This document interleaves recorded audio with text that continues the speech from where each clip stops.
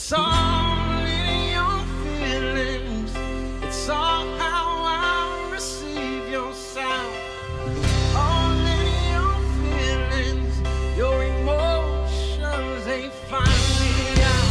It's all in your feelings. It's all how I receive your sound. All in your feelings. Your emotions, they find me out. When I let it go, when I let it go, then I let it go. I let it all go now. I let it go. Hey, now I let it go. Whoa, I let it go. Whoa, I let it all go now.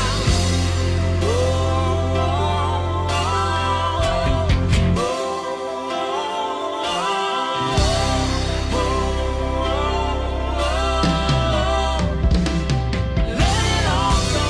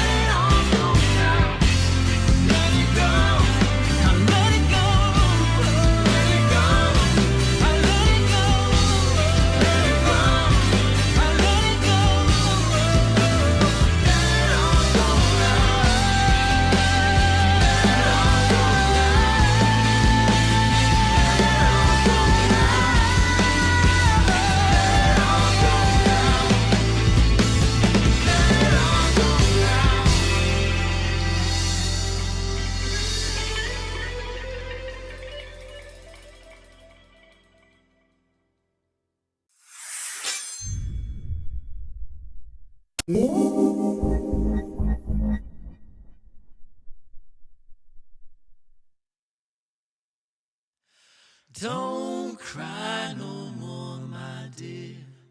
Don't you cry no more. I'll be waiting here, my dear. I'll be at your door. Do you hear me knocking? Do you hear my drum to draw you from your fortress that's been overcome? 'Cause you've been hiding in the shadows of the rubble and debris, and you're still living through a battle. It's been done for many weeks, but listen for the sounds of restoration coming from the streets. Let it remind you you're still alive.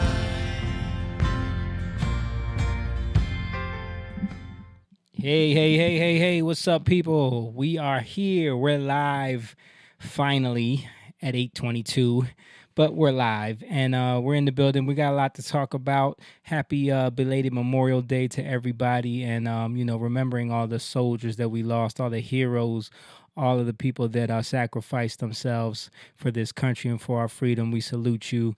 You're watching Young Lion TV. Let's go.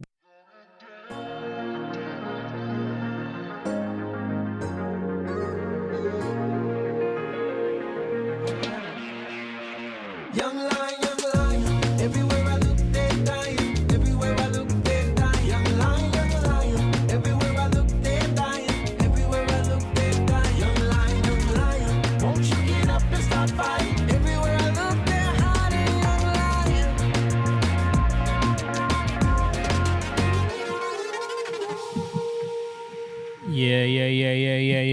Young Lion TV. We are here Tuesday night. You know we do this live every Tuesday, so we're here in the Lion's Den right now. And I got the fellas with me right now. Of course, sitting next to me, as usual, is my Asian brother from another mother, the coolest Asian in the game. His name is Mr. Sam-un Chang. What's up? Oh, that's the claps aren't coming through. I'm like, why didn't we hear that? Oh. I gets no claps. No, you got the claps. I didn't plug in the sound thing. Too much to do. Too much going on. But also on the other chair there, we got the black Batman himself rocking the double Young Lion merch, just like Moan, man. We double merched out today. Yeah. He got the hat and the matching T-shirt on, and he is the man, the human utility knife, Mr. Stan Golden. What up, and waiting for his dad hat so he can wear some of the merch too, is my brother, but he's everybody's big brother, and he is the coach. He is the preacher, the teacher, the people reacher, Mr. Jake Evans. Oh. Yeah. And I'm pretty sure, the half black, half Indian with the Spanish last name will be showing up shortly when he was here earlier. We were trying to tear that kitchen apart. Yeah, see. So, yeah. Like, oh, wow. Yep. Getting that work done. But we also have in the building, we have the greatest producer in the world, and she's also our mother. She is Miss Angeli Lopez. Hey. So we want to thank everybody who is watching right now. If you're in the chat right now, please drop a comment in there. Hit the like button, share this video with your friends and family so you know that we're live and we're having serious discussion. The Young Lion TV podcast is where we get together every week as family, as friends, and just as a group of men and one wise woman who we talk about life, we talk about culture, we talk about politics, we talk about everything that's going on, things that are important to us. And, of course, all through the lens of our belief in Jesus Christ. So, that's what we get into every week. So, people have been seeing those reels that we've been posting up. Those are all clips from the live show that we've been kind of editing together and putting up there. And some of them are going crazy viral, which is cool. But if you're the first time, listener here, we do this every week on Tuesday nights. So make sure you guys support the podcast and go on over to our patreon.com/Young Lion TV, where you can become a Young Lion and you can join the pride, and there's plenty of different tiers over there. Also, we do have the merch available that you see us wearing right now on our merch store. All of that is in the descriptions of the videos. So shout out to the people on Rumble. If you're on Twitter, if you're on YouTube, if you're on Facebook, if you're on Twitch, make sure you guys check out the merch. And other than that, I think that's everything, man. Thank you for watching. Theris, I see you in the chat right now. She's dropping them comments, and she said, hello, family. She said, I will pay my membership through Cash App on the 3rd, okay? We appreciate you, Theris. That is, you are welcome to do whatever you like to support what we got going on here. Shout out to her. And she sent some stars. 200 stars over there. We appreciate you. And if you're on YouTube, man, drop some comments. And Rumble, man, drop some comments on Rumble, please. People are quiet. We got quiet watchers on Rumble. I'm always over there, so yeah. If you want to talk, let's talk. All right, but let's get into some stuff that's been going on. It was Memorial Day over the weekend, and I really didn't do nothing, man. My family left me. I was here just Your kind of. family left you. They left me. They went man. somewhere. They went to Maryland.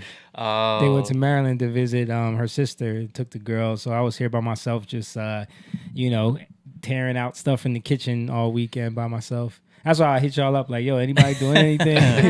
Nope. Everybody. I worked on the house. Yeah. Painted and caulked everything. And That's why you wasn't too excited for the rides. I was like, well, we got plenty of tickets if you want to come down. Yeah, that's why I was like, I don't even have no kids. Like, yeah. he would have And went it on was a like- ride by himself. Yeah, and it was already like 4:00 in the Right, later afternoon, in the so I was day, like, yeah. no. But no, yeah. I mean, Memorial Day it has become just a time where people barbecue and go to the beach and do that whole thing. But it is important to remember what that day is about. I think a lot of people don't take the time out to really appreciate what Memorial Day is and what it means for us in this country, especially with the freedoms that we have that other countries don't have. So, it's important to remember the soldiers that put their life on the line and go out there and pay the ultimate cost for our freedom here in this country. Yeah. So, Yeah, agreed. You gotta honor that. You do. Yeah. Even if you do believe that sometimes the things that Yeah. the whole big picture of what they're fighting for is yeah. I mean, a whole listen, game. I don't agree with most of what goes on with the military industrial complex, but you cannot Yes. you cannot take that out on the families that have lost loved ones. You Yep. can't take that out on the soldiers that sacrifice their lives because they're still just doing their duty. Yeah. I do wish that we didn't send people off to die for frivolous reasons like what's going on in Ukraine right now. Yep. Right. But we that's why we got to get out there. We got to make different choices in the ballot box and try to vote against these things. Did you guys see the clip of Lindsey Graham?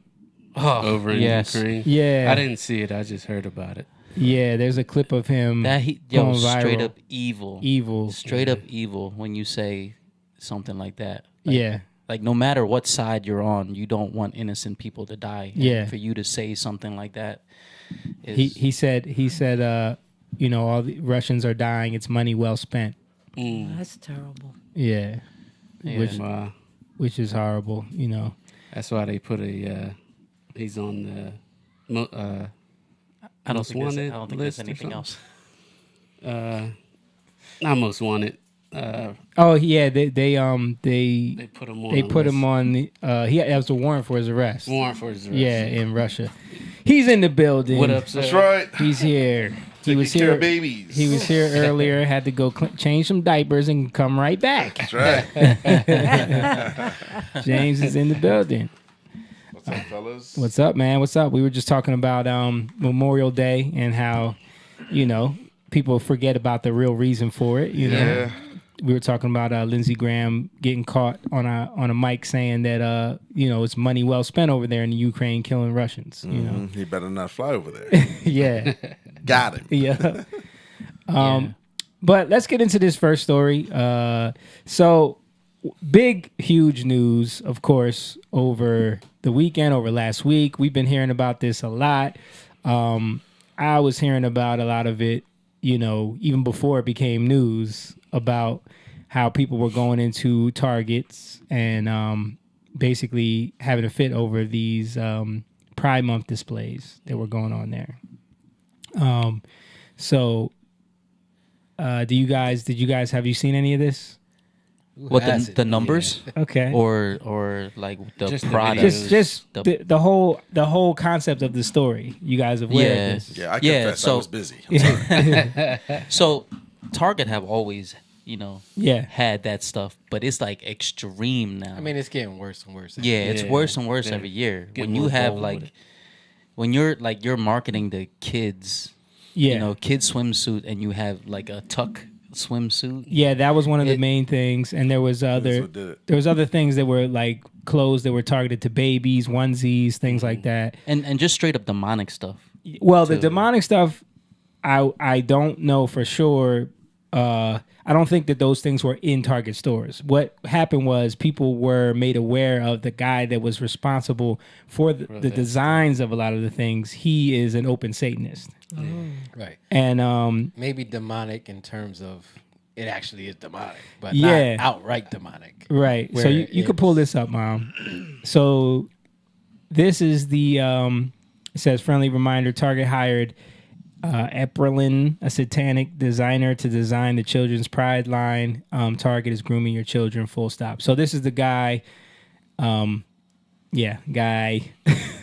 that designed a lot of the stuff that was in the Target collection. So people were pointing out this design, kind of a lot of people online were saying that this was in Target and blah blah blah, which I don't think it was. This was just stuff that he had designed himself. I think I did see a tag in store. It might have been like a, So that's the stuff that he designed. Yes. Yeah. Yes. But his tag is small and it has that same. Okay, so like logo on the tag that's inside the shirt. Yeah. Okay, and that has maybe the small and large on it. Right. Like in the stores. Yeah. That's what they only flashed that, but I didn't see if it was in the store or not. Are you talking about this tag right here? Yeah, but it's smaller. Yeah. Like a regular, how the tags come on that little plastic. Yeah. Okay. So these were in the actual clothing.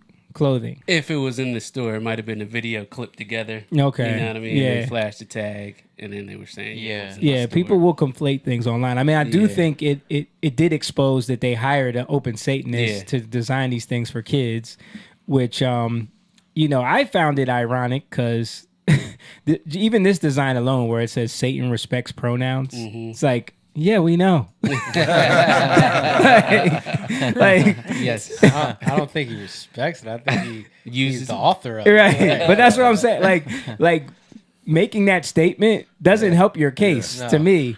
It's like, we're to be funny. We're claiming it's satanic. Exactly what we're saying. Right. Bingo. Thank you for admitting it finally. Like that to me, it's like people are so.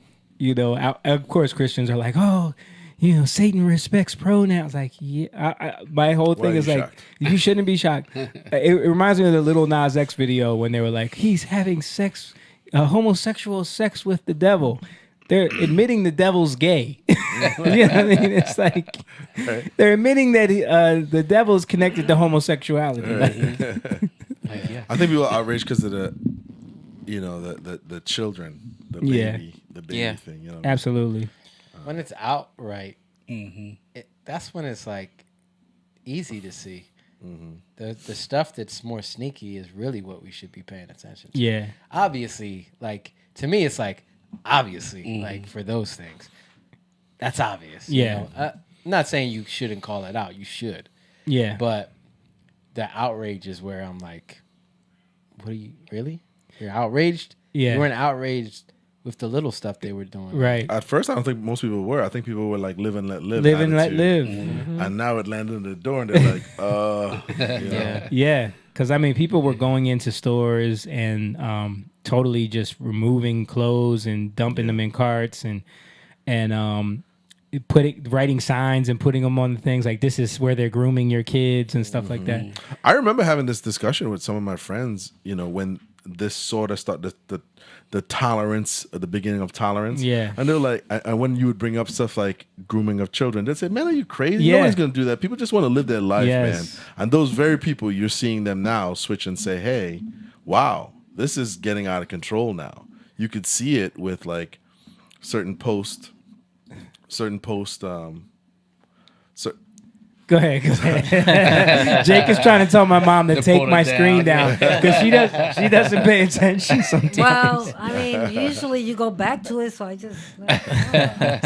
She's deep into the conversation. Thank you, Angie. It's okay, Mom. I'm saying something over here. No, anyway, my point is, I've had this discussion with some of my friends in the past. In the beginning stages of I wouldn't even call it the woke movement. I think it was like the tolerance era. Yeah. Ushered in through, I would say, the second term of the Obama presidency. And it was this idea of like, they're not grooming kids. They're not coming for your kids. Because people would say that. Oh, like what's next? Cut it out. What's next? Yeah. Like that was such an argument on the right too, especially like slippery slope. The slippery slope argument. They're gonna get the kids, man. Right. And it'd be like a crazy kooky guy. Yeah. Everybody's like, no, they're not. Right. They just want to get married, live their life. Stop it. Yep. Well, guess what happened? They do want the kids because I've seen it, but you guys have played it here before, which is during the Pride Parade. grown men twerking in front of little boys Yeah, and little girls. we showed that on here. I mean, come on now. Yeah. If that ain't obvious, what they're doing. That's what they're doing with the trans thing now. Right. Remember that choir that they exposed had a bunch of pedophiles in it? Well, they all did themselves in that. They thought it was going to go over a lot nicer. But they were like, "We're coming for your children." That was the name of the Yeah. song. I'll never forget when we went to eat at this Cuban spot in Atlanta. I remember that. Yeah. And it just happened to be the parade was passing by that day, and we saw it firsthand. Like Nasty. and we all knew the same thing. If it was anything that had to do with just simple, like we just want to be who we are, Yeah. then why would it all be about sex? Yeah. Yeah. And that's the other thing that cracks me up too, where it's like they say it's not about not about- hedonism. It's not about sex. It's not about Right. you know. Could you just imagine a bunch of straight men? We're celebrating male masculinity. Can I gyrate in front of this little girl right there? Did you ever see the meme of the dude who has a outfit with rainbow colored dildos hanging off of him everywhere? Yeah. Did you ever see that meme? Like he's walking around at the parade Yeah, what does like this that. have to do? Like what is that? And even other That's what we homosexuals saw. have admitted it has gotten out of control. Yeah. Yeah. You know. Well, they have a whole group, Gays Against Groomers. Yes. That's what we got to call it. We They've gotta been call it speaking out groomers. against We this. gotta say Yeah. groomers. Well, remember they tried to ban that on Twitter. Yeah. Saying Before that Elon, word? before Elon took it over, they banned the word groomer, bro, because people were Yeah. using it. People were and saying it was working. Yeah. Like it was sticking. they were saying this is grooming, and it was becoming like viral. So Twitter literally banned that, and Well, not no more. no, not anymore. But it to me, No, I'm it's saying like we have to censor ourselves from saying LGBTQ, whatever, and call it. right grooming. Yeah, you're a groomer. Yeah. So let me pull this up now, Mom. So Elon. So people, of course, were doing more digging, and they found out that Target is they are donating to this organization, Glisten, and this is an organization that spends a lot of money on trying to make safe spaces for kids to like transition or be in schools and not have to tell their parents about like all this like LGBT kid stuff. And Target is like heavily involved with that. Donating to them. Wow. Yeah. I think is not right. I think we've been duped so badly in this country to believe that evil is not evil unless it looks like the devil. Yeah. Like, and that's why I said the thing earlier. Like, we got to call it evil because sometimes evil looks good. Mm-hmm. Right? I got to be able to call things evil. that are evil. Think about like how many movies we watch that are like it's filled with killing, sex. Yeah. I'm like, oh, that was a good movie. Yeah. Was it good? Right. You know, like, and I get what people are saying, like it was a good plot, good, but we got to be able to say, But it like, was evil. This Yeah. this is evil. Yeah. Yeah. What's the point of having sex in movies? Yeah. I think we have to understand that sex is private. Period. And when it starts to become public and pushed in public spaces, that's evil. It takes away because we can't force people to do what they don't want to do. If you want to, be with a man, I'm gonna tell you it's wrong. But I can't force you. Like, Yeah. okay, that's what you want to do. Like, go ahead. Because that's what you want to do. But when you start making it public, Right. and you start throwing it in people's faces, that's where I have a problem. When it starts affecting my kids, that's where I have a problem. And that's where the whole like marriage thing starts to be twisted because it starts to get in your face, right? That it's a slippery slope. Yeah. Again. But I think it also shows that why is marriage a government issue? Mm-hmm. You know what I mean? Why should we even have marriage as a government issue? Yeah. Government should not be involved in marriage at No. all. So, just like the Bud Light thing, there's been a huge backlash, a huge boycott of Target. Okay, you could pull this up now, Mom. So people are showing this how their stock dropped immensely. Yeah, they lost a I lot think it's of up to money. 10 billion. or Yeah, something. at this point it was $9 billion in the week following the boycott. So, and then after that, they responded by removing everything, removing all of the So, Well, they put it to the back, right? Yeah, they just moved it. So it says Target spokesman confirms that designs by Satanic designer Perlin will be pulled from the stores immediately.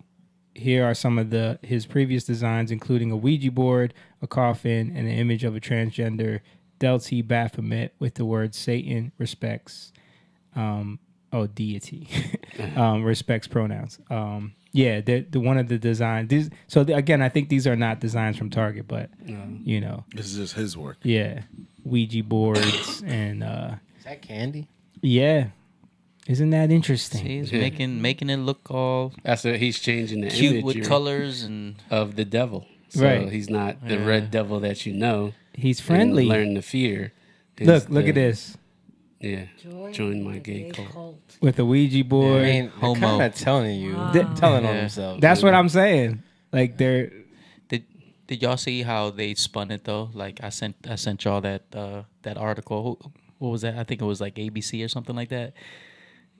They try to spin it because all the right is causing this whole thing, and that's why they're removing it.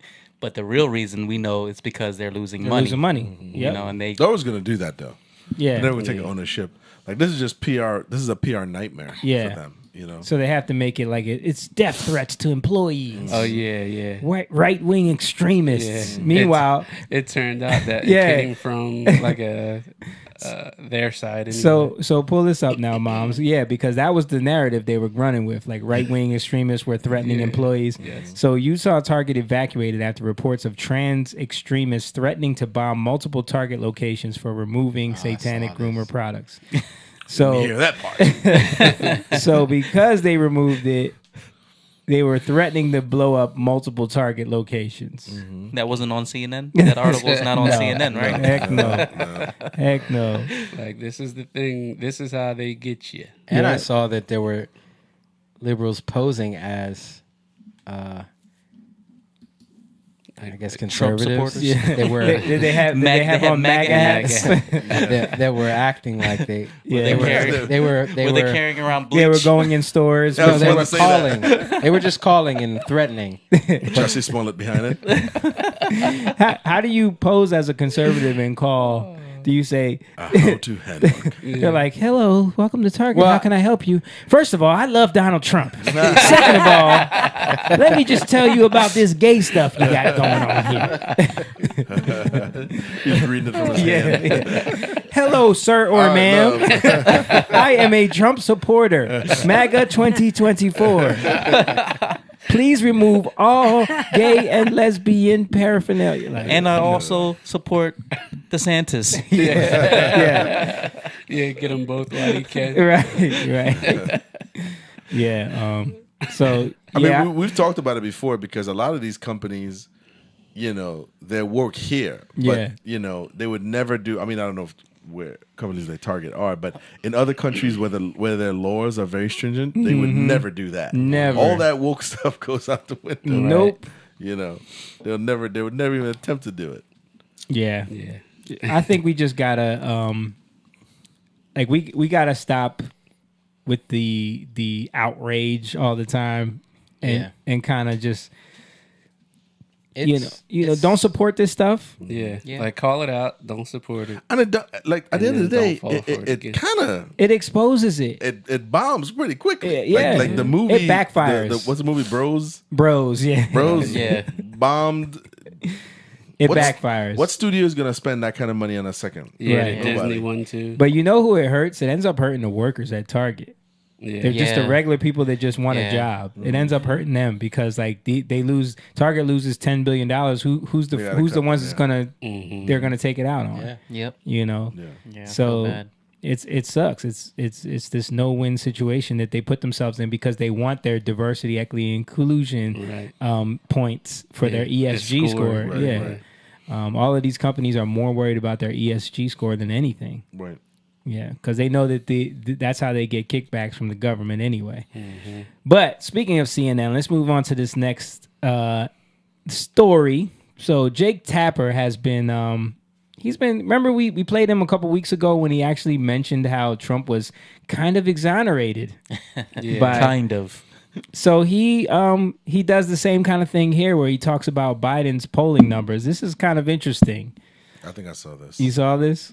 Indeed, horrible news. Horrible for Joe Biden in our new CNN poll. While the president leads his Democratic competitors by a huge margin, 2/3 of all of the American people surveyed, 66% of the public, say that a Biden victory would either be a setback or a disaster for the United States. Indeed. So first I would like to point out how he basically admits that they're on Biden's side, as we always know, but they always admit it when Horrible he says news. it's horrible news. Horrible news. Horrible news. It's horrible. You're supposed to be an objective journalist. Right. News is just news. When you put that horrible on it, you're showing your bias. Your side, right? Yeah. But did you guys hear that poll? 2/3 of America. Well, first of all, it's a CNN poll, so you know it's already skewed in their favor. Yeah. So when they say 66%, Looking at 80. you were looking at 80. I was gonna say it's probably 80. Yeah, 66% of people Looking at 80. of people polled said that it would be negative to a disaster if Biden wins. And by 66, I mean in this room. Hey, I just want to say something. Can you pull that up? He's an Eagles fan. Is it? Where? Does that make you like him now or something? No. I just wanted to point Just that out. wanted to point that out. You He has shouldn't. a Have, li- you he had shouldn't a have little wanted. cup. You shouldn't have wanted to Oh, point I that didn't out. see it. That actually makes Eagles look bad. They've been. Hey, he's trying to come around. Right? He's admitting I don't this know. stuff. I don't know about now, that. you know. I've seen a lot of the channels that, YouTube, Rumble. A lot of young people are going to the street. Just people in general. These are independent journalists, not anybody associated with large media format, and they're asking people, and a lot of people, young people, are like, "Yep." Yeah. You know what I mean? So Not there's going to be excited a about massive Biden. resistance. Yeah. This is going to be one of the most interesting elections, man. Like with DeSantis running, Trump running, and now RFK. Even though he just came out in favor of the Ukraine war, I think that's going to hurt him a little bit. I don't know if you guys saw that, but yeah, it's going to be interesting. Trump versus DeSantis, and then Biden is the front runner. Did you guys see the reel I put up where me and you were talking about? We played the clip of Biden trying to pronounce that Asian lady's name. Oh yeah. Oh, I didn't see that reel. Dude, I didn't see that reel. It's so funny. I remember the moment. Though. Most of the people are watching it, and like in the comments, they're just laughing, cracking up. But there's always It's those, hard to deny now. but there's always those people in there that are like, oh, like anyone else doesn't have trouble pronouncing names. Yeah. Like Shaniqua and I went to a comedy show Saturday, and you guys seen this guy. You know the guy who does Bobby Caldwell is white? Yes. Kev on stage? Yes. Oh yeah. He's actually pretty funny too. okay, He's a Christian. He doesn't curse. okay, He brought up Trump. And he's like, what are we going to do? We got to take the L on this one. Yeah, yeah. Because black crowd. they wasn't having it. No. They were like, They were laughing. yeah, because they gotta know. You gotta know. Like he said, I want to talk about Trump. Not Trump, Biden. Yeah. Biden, yeah. It was hilarious. wow, he actually He talked did it. about Biden. He did it. He Wow. talked about Biden. Wow. Sleepy in front Joe. of a black audience. Yeah, he did it. He took his chance. He said it. He said, I'm gonna step on some toes. But now the crowd was with him. They, Because you can't. You got to be honest. Like, let's stop yeah, with the coping.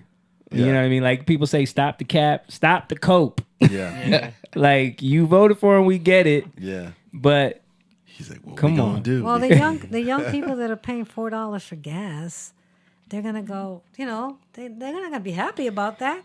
well, they're most of the ones that they're planning on getting the votes from are the ones that their parents pay for their gas anyway, so they're not worried about it. They got TikTokers telling them Biden 2024 no matter what. But yeah, I thought it was funny that people were in the comments like making excuses for that clip of Biden. Yeah, but AKA staffers. yeah, I thought that was going to be interesting. But yeah, Jake Tapper, he told us that Biden is not looking too good for him poll wise. And they're disappointed. Horrible. Horrified. But they don't have anybody He said else. disaster Yeah. was the word he used. Yeah. It will be a disaster. You think they're going to throw Gavin in there? They California? Probably. I think they're Probably. Save waiting. 'em. They're waiting. They're saving them until like they really, because if these polling numbers keep getting worse and worse for Biden, like we just talked about the poll 2 weeks ago where they It'll said, be a health thing. They'll say it's a health thing. Well, Right. 68% of Democratic voters say that Joe Biden's not mentally fit to run. Who and else? that Who else was they Fetterman have? that said that. How did he get it out all the way?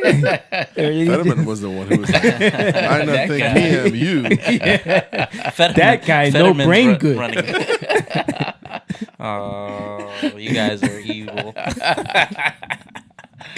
How dare they make fun of? Jake doesn't think it's funny. How pointing dare out they the make numbers, fun of man. That's what he mentally? Yeah. All right, I got one more story that this might be a viral clip right here. I got one more story for y'all, and then we're gonna get into. Jake's got a bunch of content, so Meat and potato. yeah. So I just came across this on Twitter. Just want to get everybody's reaction to this. People, someone got confiscated some medical paraphernalia at the airport. Let's just Medical. yeah. South Korea reports seizing thousands of smuggled drug capsules containing an unusual added ingredient. You saw this? Okay, don't give it away. What are your guys' guesses? What was in the capsules? Unusual. I know her talking voice I was hate so that. practiced, annoying. Pretty fuck you. Take a guess of what Yeah. it is. In South Korea? In South Korea, South Korea. I don't want to be obvious with the fentanyl. It's Okay. got to be something. you got fentanyl, synthetic drugs. I like it. I like it. It's What's got your to be guess? something freaky. Penis pills. That's all I was Penis thinking. pills.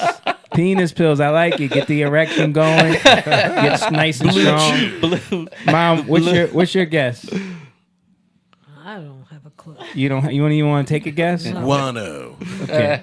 Let's let them play. Tell them, lady. Capsules containing an unusual added ingredient, the powdered flesh from dead babies. What? Oh. What? Oh, God. Dun dun. Was it dun. foreskin? Oh, my God. Could it have been foreskins? We know they're making that penis cream from the foreskins. Right. Is this where the cream comes from? Yo, so, they're eating babies. so they confiscated these capsules and found the powdered flesh of human babies. All right, now pull it my back up, Mom, goodness. because I gotta play the rest of this because it goes into more detail. Some people believe they can cure disease. The Korea Customs Service says they were made in northeastern China from babies whose bodies were chopped into small pieces and dried on stoves before being turned into powder.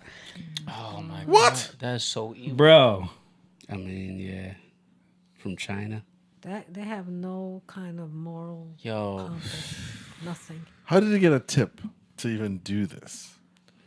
bro. My gosh, I think man. they've been doing this a lot more than Probably y'all America. think. Probably, yeah. Yeah. Like That's we've been hearing crazy. And it's not just there. no. Yeah. It's all over the world. That's probably where they can get away with it the most, you know. But we hear about, you know, what are they doing with these Boy, that was a downer. aborted babies, aborted baby parts? My Yeah. gosh, man. That's why they're fighting so hard to keep it or want to keep it. Also, remember in China, we showed this before too about all of the baby bodies that they had from. Remember, the one-child policy was creating Yeah. a huge Yep. problem with babies thrown in dumpsters, babies rotting out in the streets because people were just killing their. If they would have a daughter, they would just kill it Yeah. and just throw them in dumpsters because they didn't. They wanted to have a son, which is then causes another problem. Now they have a huge problem in China where there's not enough women. Not only that, they don't have enough people Yeah. like to replace themselves. Right. The majority of the people are elderly. Yeah. Which is why they got rid of that one-child policy. Right. Yeah, Too late. and they can't Yeah, replace too it. late. I don't know if we were talking about it on here, if I just saw it myself, where it was saying that they miscounted by like 200 million. Yes. Yes. Yeah. All right, I'm gonna play the rest of this real quick, and then we can move on. But they wouldn't say where they believe the babies came from or exactly who made the You think the Clintons were involved? Allegedly. Could they be Haitian babies? I might go with the Bidens at this point. Biden's, yeah, China connected, yeah. Citing possible diplomatic friction with Beijing. The contents, though, were identified by scientific testing. When we analysed it, the powdered material sequence is better than a 99.7% match with a human DNA sequence. No one's been reported ill from ingesting them, but scientist Shin Woo-gi warns they have the potential to be dangerous.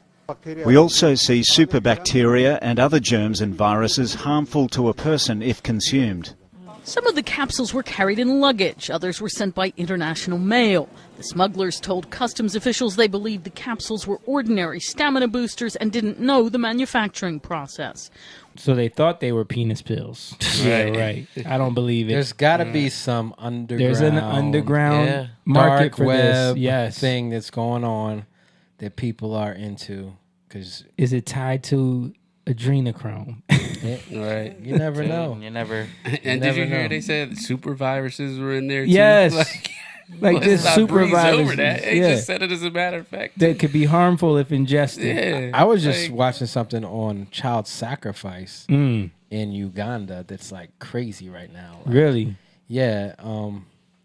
They're like, before they make a building, they'll sacrifice a child. Like it's getting crazy. Like with the witchcraft out there, the selling of the children to sacrifice.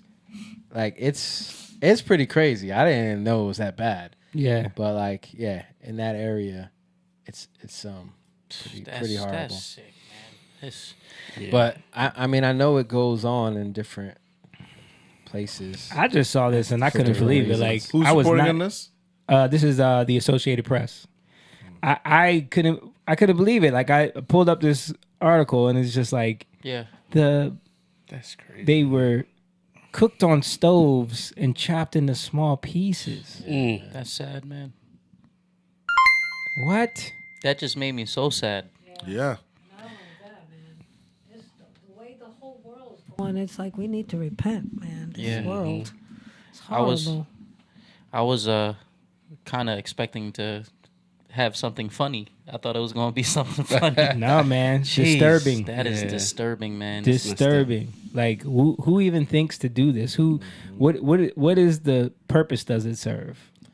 You got to go down that trail. Yeah. Like it does. You don't just get there by happenstance. Yeah. Like you've had to think these things out and work these things out to get there. Just like you say, it's evil. Evil. There said you got to stay prayed up. Yeah, you do.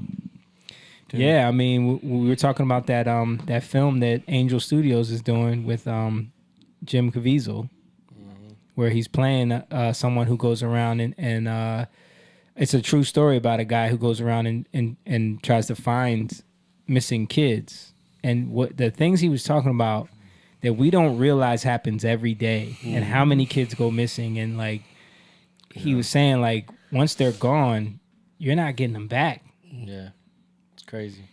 I saw something with UNICEF, the UN, and UNICEF's supposed to be helping children. Yeah, and they put this out. The level of like it was crazy. Like it was like 30,000. I might be getting this wrong, so I think it was either 30. It was either 3,000 or 30, but I'm pretty sure it was more than 3,000. It was like of their workers had been caught in pedophilia. Wow. Around the world. Wow. Dealing with children that they're supposed to be helping. That's crazy. Yeah. I mean, and you always hear stories like that. 60,000. That's the number?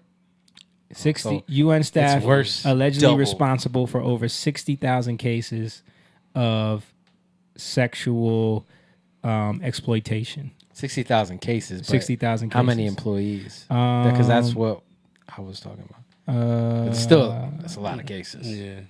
Last decade have been committed over the last decade by 3,300 pedophiles. Okay. 3,300. Okay, Yeah. so what's 3,300, but 60,000 cases. Wow. But you know what though, a sad fact, this as we were talking about this here. It says 2-parent home, father and mother in the home. This doesn't happen like that. Yep, This is absolutely. all. This is all out of order. Yeah. This is when you choose a life, when you choose a path. There's consequences. It may not affect you directly in terms of your physical body, Right. but your children and things around you. When you choose that path, there's major consequences because these kids are basically. For this to happen, it comes with parents that are not involved. Yeah. Well, most of the time there are kids that are through the foster care system, kids that Right. come from troubled homes, or kids that are in very impoverished countries. That's where they get most of these kids from. But also just the kids that are susceptible to Yes. child abuse usually are from single parent homes. Yeah. Runaways. I just too. saw something with the FBI. The guy came out, whistleblower, and he was speaking about how he had cases against pedophiles, and they took him off that to go to school board meetings against parents. Wow. In school board meetings. Wow. So you think they're not simultaneously trying to take away our rights And- as parents? And also trying to convince, like you're saying, they're trying to convince people to live out of order lives because it makes it easier for those kids to be vulnerable. Those are the most vulnerable kids. We showed that that other TikTok groomer, not Dylan Mulvaney, the other one that does those weird videos that was talking about The guy with the beard. yeah. Yeah. Talking about separating yourself from your parents. I always forget the term that he used because it's so creepy. What, do you remember what the term was? I don't remember. I don't remember it either. Yeah. But it was basically convincing kids that it's okay to separate yourself from your family if they don't accept you for how you are. It wasn't exit, was it? No, Exit yourself. it wasn't exit. Shout out to Lisa Sloan said, "So sad. Children are so precious, and all they want is love." Yeah, I mean they don't know any better. And like I said, there's a huge incentive for the people that want these things to happen to set up institutionally a way for this out of order lifestyle to be the main thing everyone does. Single parent. Yeah, the more chaos, the better it is. Exactly. Paul said all out of order. Exactly. Paul's in the building. Shout out to Paul, Young Lion, Patreon member. Thera said, with this government, we are nobody, just a number, your social security. And she sent another 100 stars. Yeah, man, it's crazy when you really like start doing research into like child sex trafficking, child trafficking, like all it's scary, it's disturbing, it's hard to look at. I've seen people that's their job to like find stuff on the dark web, talk about it, the things that they've had to see, like the things that they've seen, like their job is to investigate dark web links to like child pornography and like weird like abuse to children, and they have to look at this stuff. Babies, yeah, they have to see this stuff, and which is kind of like, you know, it's traumatizing in a way, PTSD. Oh yeah, kind of like who the soldier wants- that we're going that's- to talk about. But what does it teach you? Like, what is this fake love this love? First of all, when you say love is love, you're making it undefinable. Yeah. Right? So then it's just what it means to you. And then you don't want to, in this fake love, which is actually fear, I don't want to offend you. And that becomes the standard. That becomes the moral standard. So now the moral standard is fear. Right. I don't want to offend you. I don't want to offend you. Now what happens? Nobody talks to their neighbors.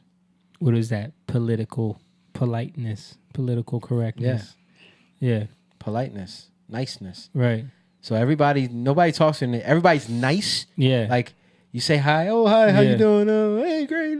But you don't have a You don't community. have a real conversation. You can't have a real conversation. But with anybody think 'cause about you're it. Too scared. Again, by design, psychologically, because what does a community do? A community makes sure the kids don't go missing. That's my point. That's why I brought it up. Yeah. Because if we all care about ourselves, nobody's caring about each other. Yeah.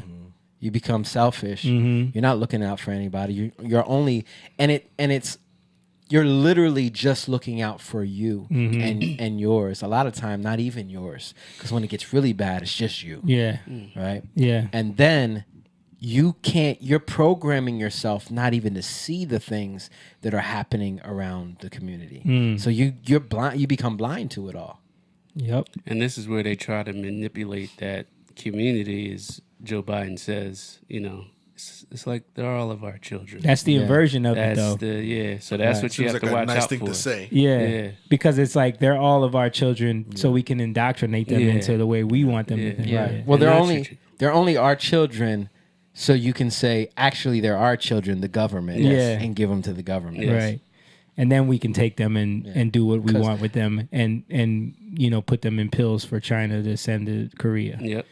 Or put it in face cream. Paul said, that's good, Jake. The moral standard has been inverted from love to fear. Exactly. Inversion, Paul. That's what the devil does. He literally takes an inversion of what God does.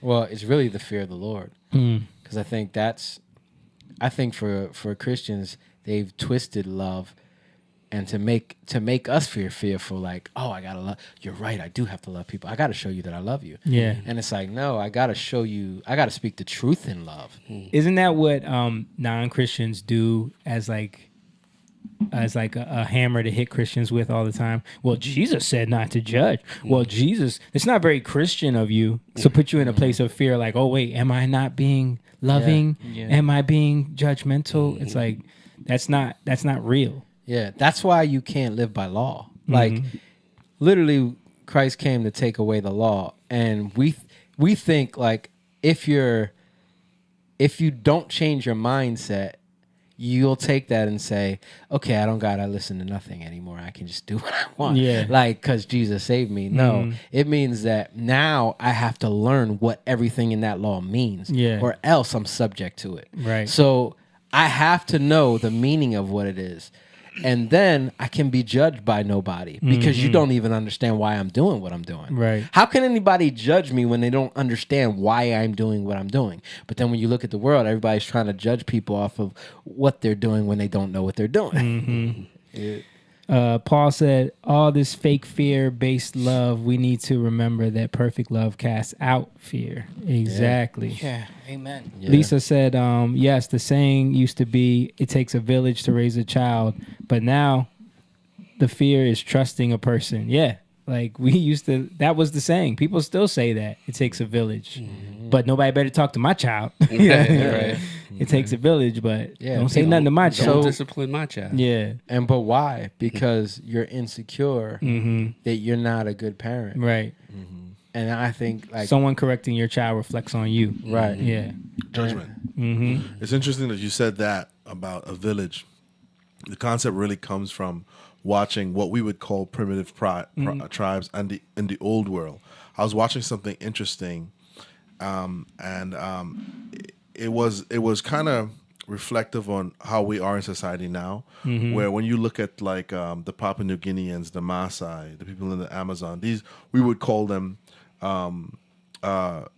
tribes people, right? Yeah. But they have laws there, and part of it is exactly what we're talking about: fatherhood, motherhood, parenting, a family community. These social things that are happening to us, they're not. If this was natural to us, LGBTQ, all these other issues, it would be happening there at mass too. Right. It would happen across the board, and it doesn't seem to be happening there because they're not influenced by the things we're influenced by.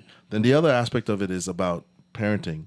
Even though they're not believers in the sense of believing in the Judeo-Christian God, they're still operating under a principle. Right. If a man in the village, when asked if he molests or if he does something unbecoming, the elder men punishes him, and sometimes it's by death swiftly if he's caught. When they're asking, when the interviewer is asking them these questions, they're still operating under law. It's just not the law we would call the law here.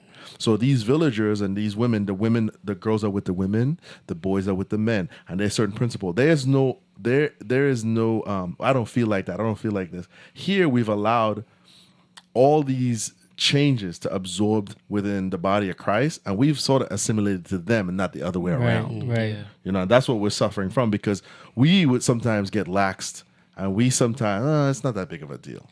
So you mean to tell me that these tribal people don't have therapy animals running Nope. around with them? They're not on antidepressants and anxiety medication, and their kids aren't finding frog genders, and that's not happening They there. don't have pronouns there. No. They don't have pronoun problems there. I'm not saying that society's perfect, but watching it's uniquely Like you're saying, Western. if it was natural, If it was natural, this was just a natural thing. it would happen across. How come when you look at these, when they study these places, suicide is not even a thing? No. You know what I mean?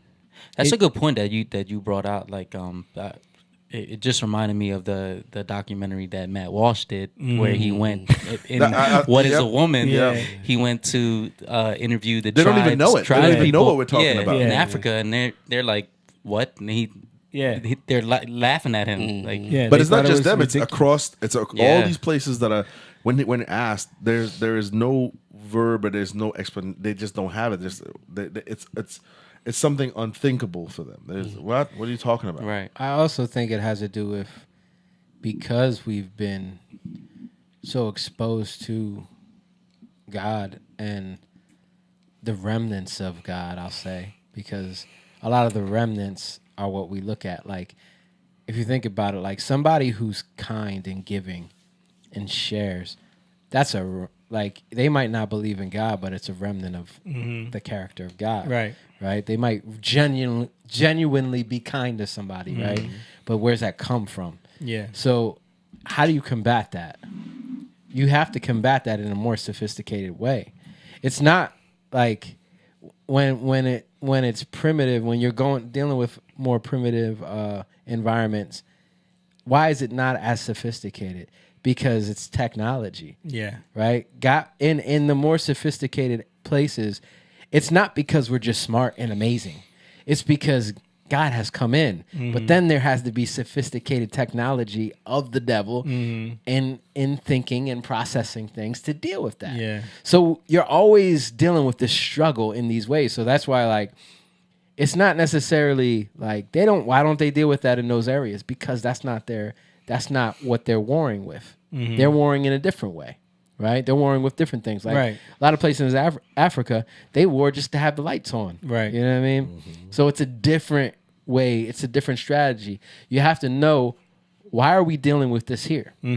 It's because of how we've cultivated here. Right, but I think the point that he's making is, like, people's argument is that, no, this is something that's humanly natural. You know what I mean? Yeah. If that was the case, you would see that showing up in places like that. That's it's not that they're.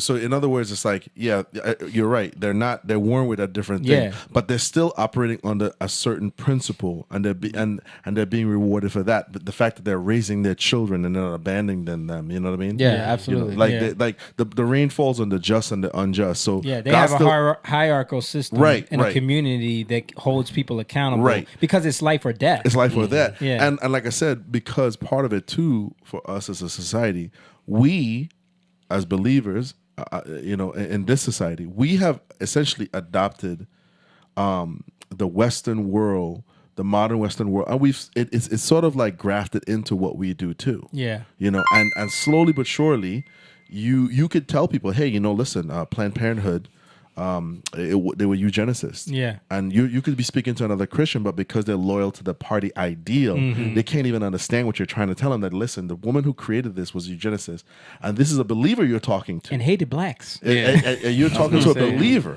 and yet they still can't see what you're saying, right?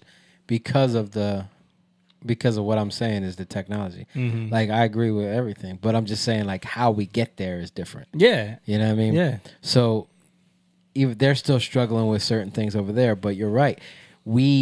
Whatever we hold on to that's truth is gonna shine in our societies. So I think that's we need to be able to point those things out and again, they're holding on to the truth of being a father, right? So they're being blessed in at least in that way. You know what I mean? Yeah, and I think it also, like Jake said, it's different wars. Different wars, definitely. Because remember, so I've talked to you guys. We talked about this before too. The Mouse Utopia experiment. I sent you guys the video of that the other day because I just happened to come across it. I was like, it's always interesting to watch this again. And have you guys checked that out? I saw it. Yeah, the last time you sent it. When I sent it not to y'all. too long ago. Yeah.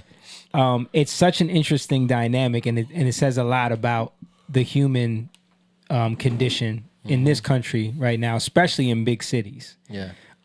Because there is something to be said about when you do have so much privilege and so much like Access. access, exactly. Because we're saying like these people are in survival mode. Yeah. That puts you in a different mind frame. You're warring with different things. Yep. When you're in a mode of comfort and everything is provided, you have access to whatever you want. Yeah. You end up searching for that purpose in very other true. ways, and then that becomes the war. Where it's That's like, so true. Can I just add in real quick? Go ahead. So part of what I watched, they were out looking for food. Even the children were busy. yeah, Looking. yeah. Even the babies were like busy helping. Right. Sorry, continue. No. So for those that don't know, the Mouse Utopia experiment is this scientist. He set up these experiments with mice, and he replicated it multiple times and with multiple scenarios, and it always ended up the same, where they put thousands of mice into these containers where they were provided with enough space for every one of them to have multiple spaces. They had all the food and water that they could want, and they had plenty of room.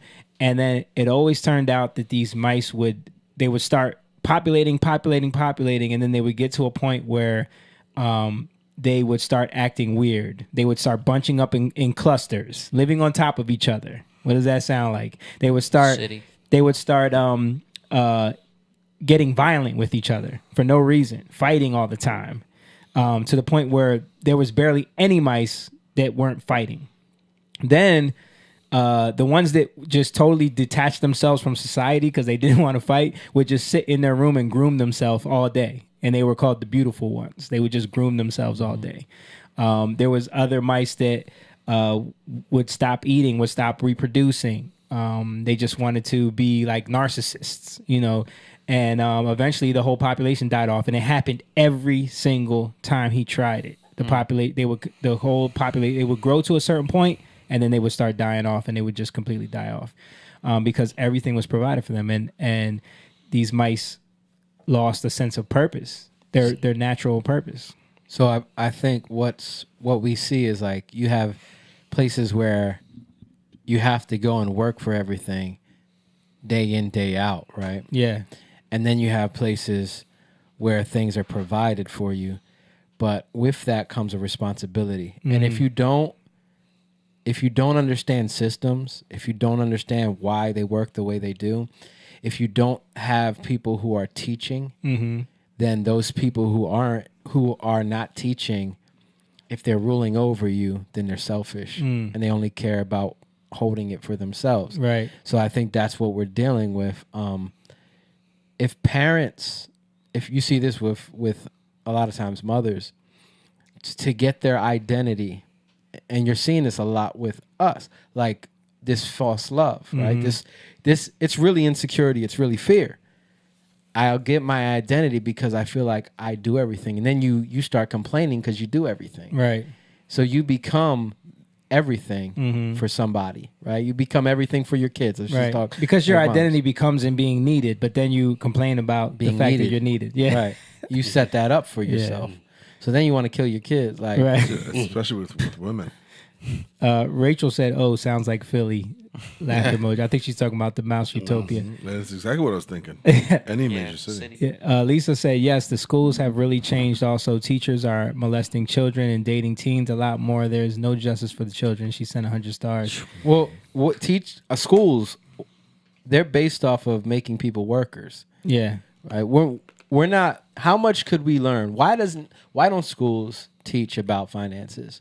Why don't schools teach about how to grow or manage money in any way? How about agriculture? That used to be in schools. They took it out. They don't want you. Basic skills. Yeah. Right. Metal shop. Now even wood cooking. shop. Even cooking. Yeah. Because if you don't know how to cook, you're on DoorDash every day. Right. Grubhub, Uber Eats. I did sewing in school. Yeah. You Home know, ec. all this Some stuff. school has it, right? They still do that. A lot of schools don't. A lot of schools Yeah, don't I know have that agriculture. anymore. agriculture. I know agriculture is completely gone. Yeah. Right. But even those, but think about it. Like back then, it served more of a purpose. Yeah. Right. Like even to just be a worker. Yeah. but you could still use it for your family. Yeah. You know, Especially like you said, the finances thing, because now we live in a time where if you don't understand finances, you're gonna stumble. Yeah. There's no ifs, ands about it. Like you said, you're gonna spend the entire paycheck on Uber Eats if you don't understand Yep. that. You know. Paul said the Western world has become totally anti-traditional as its modus operandi. Yes. Hunter-gatherer tribes have more free time than we do. We are just as much in survival mode. That's true. I mean, we're kept busy with busy work as workers. Rachel sent 530 stars. Thank you, Rach. Thanks. Yeah, man. So, speaking of that, speaking of the privileges that we have in this country, the freedoms that we have in this country, there's a lot of people that have paid a huge price for that. And Jake was watching an interview of this guy was a sniper. he was a Navy SEAL 6. Navy SEAL. He was what you call a breacher. Okay. So he was the dude that would do like the bombs, or he would any way he could breach a door, a wall, whatever they were getting into. Okay. He was the guy who would go in first, set it up, or pick locks, whatever he had to do. He's called a breacher. So this guy has seen a lot of death. Yeah. He's killed a lot of people. I mean, I saw the one clip where he was talking about looking into the eyes of someone as they die. You know what I mean? Yeah. So you can, the type of things that these people have been through, that they deal with on a daily basis, so that we can have Uber Eats. It's important for us to understand this and see the dynamics of it and how it, And also what they go through. Yeah. Personally. His name is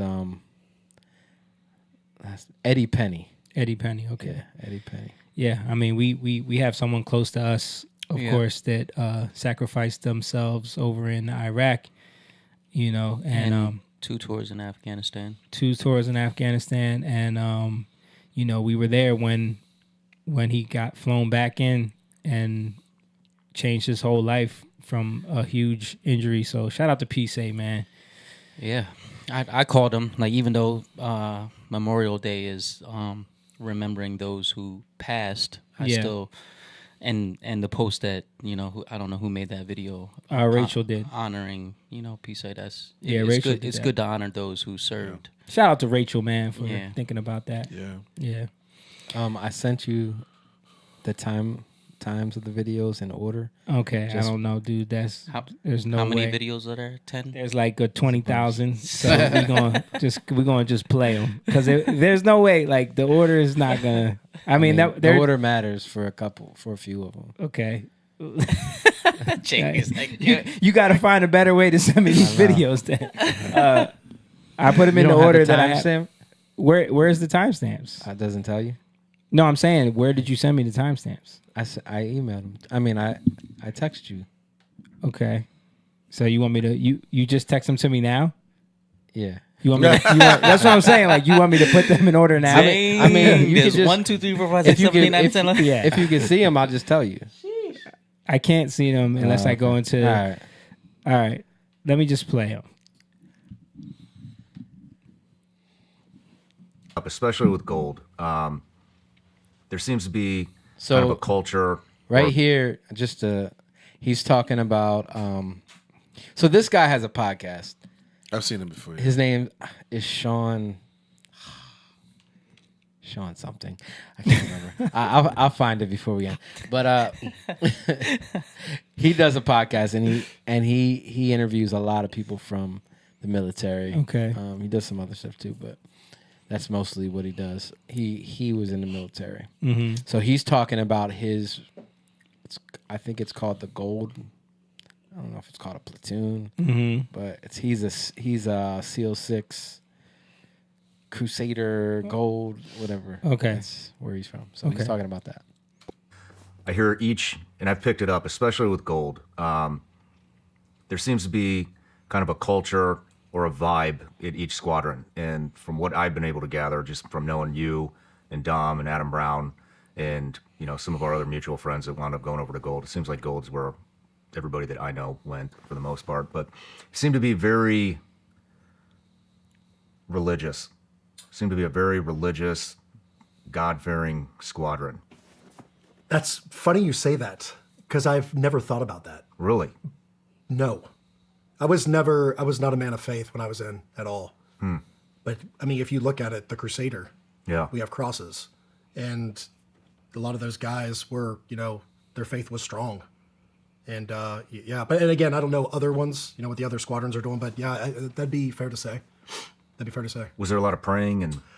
Not that I was a part of. I mean, to be quite honest with you, I'd be like, get that crap away from me. Okay. If someone was pushing in my face, but at the same time, I was kind of like what I like to say, Christ curious. Like, what is that exactly? What does that mean? And I remember asking Adam and Dom a lot, like, hey, I mean, I ask stupid questions like, what book do you like better, the Old Testament or the New Testament? Not knowing what the heck I'm even asking. Like, what kind of question is that? And I would ask, dude, and I would just try to like get just a little bit of information before I get to. It's probably good to give you a little background on that, which I've kept locked up forever until this. It's when my parents went through a divorce, probably when I was 7 or 8 years old. And I was in my bed one night, and like, if you can just imagine a room, I'm against on the far side by my window, my bed was there, and then the door's on the other side. And I wake up for some reason, I look over and I see Christ. I see Jesus. And I knew who Jesus was. And my mom never took me to church a lot. I went a couple times, but you always see the picture. I knew who Jesus was. Where did you see him? In my room. Where? In a closet? On the wall? No, he was standing in the middle of the room, and he was transparent. I could see my bookshelf that was behind him. And he just stood there. He made no facial expressions. Kind of had a glowing light to him. Long brown hair, beautiful face, like just perfect. What was he wearing? A white robe. And I just remember I could see my books behind him because I was like, wow. And I didn't know what to think. I didn't know. And I looked over and, I'm looking at him and I'm just like, and I'm not scared. I'm not screaming. I'm just I'm getting chills, man. I'm soaking this in and I'm not knowing what anything is. I was awake and I saw that. And for however long he was there, he vanished. And soon as he vanished, my room was the blackest of black I've ever seen in my entire life. It was so dark. And the fear that came over me was overwhelming. It was the scariest thing. It wrecked me. Really? As soon as that darkness hit, and I tried to scream for my mom, and I couldn't, and I finally got the courage, and I guess you could say strength. I was like paralyzed. And I went to her room, and I really didn't say anything. I don't know if I mumbled anything, or like, hey, I saw something, or whatever it was. But I freaking went to bed in her room. And then the next couple nights, just thinking about it wasn't the greatest sleep, but I was scared, so I'd cover my head up. Turn on, use a nightlight, which I never did before. I mean, a nightlight that was like pretty much Batman's freaking signal. It was so bright. I was like, dude, I don't want any more of this stuff. I was like, this sucks. Like that scared me. And I was confused. I didn't know, and a couple days later, probably about a week later, I think, I somehow, my arms made it out of my little protective fortress of my blankie. And I felt tickling in my arm. I heard orchestra, like organ music, organs or whatever at church. Like at a church? Yeah. Which is the creepiest sound in the world. And I feel tickling and I wake up and nothing's there, just my light. And I'm like freaking out. I'm like, what is going on? And the chills are ridiculous right now. I'm like seeing it all. I hear each, and I've picked it up, especially with gold. Next. Wow. Gold. So when he was in the army, so that happened when he was 10?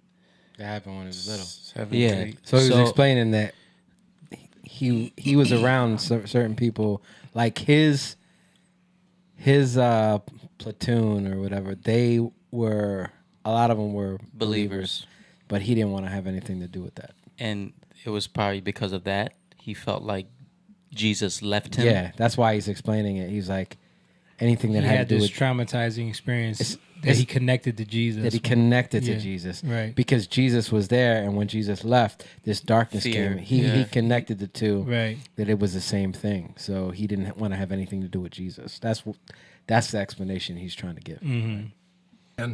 And just a lot of weird things happened during that time, during my parents' divorce. But I know what I saw, and I know I was awake when I saw it. And to me, Jesus became the boogeyman. I wanted nothing to do with him. Keep it away from me. I don't want to be near you. I don't want to see you. It was so bad. I went over to spend the night with a friend that I met at 7th grade. It's interesting, real quick, that it happened when his parents got divorced and his dad's out the house. Mm-hmm. Isn't that weird? Yeah. Just a side note. That is interesting. We were awesome, played basketball together. Like, he was just a cool dude. Went over to his house, not knowing his father was a pastor. And he like kind of had a loft where we were going to sleep for the night. And I was walking up the stairs, and on the left, there was a picture, and it was Jesus' face. And instantly, I was like, I got to leave. I called my mom and had her pick me up. I was like, this hurts to talk about. I was scared to death of him. I slept under my covers until I was a sophomore in high school. Are you serious? I was scared to death of him. I'd be sitting on my couch watching freaking Saved by the Bell. And I would make myself think about Jesus busting in like a Navy SEAL and taking me away from my parents. Just scooping me up and taking me away to God knows where. I would have those thoughts often. I painted this picture that he was evil, he was wrong, he was bad. And I didn't know anything about him. Did he ever reappear? No. No? I mean, in other ways, which we'll get to, but no, I didn't want anything to do with him. I did not want anything to do with him whatsoever. I got married at a church, my first marriage, and went to other weddings, but I would never go to church. I didn't want to be around. I would drive by one and I would cringe. I was scared. I was scared. I was extremely. What was it that helped you overcome that fear after you were a sophomore? That came a little later. Do you want to go in timeline, or you want me to jump to it? We'll go in timeline. Okay. We'll go in timeline. Well, it is very strange that you had this connection to Jesus as a young kid all the way up, through high school, and then you wind up at Gold Team as, do they call you a Crusader? Heck yeah. Yeah, so. I go to my mom's room again. Were you on the operation that Adam Brown got killed?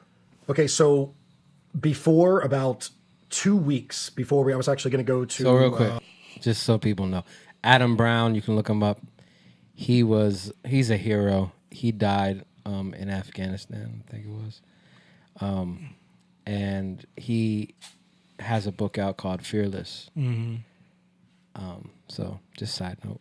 Okay. So you know who he's talking about. He was in his platoon. Okay. An outstation for that one.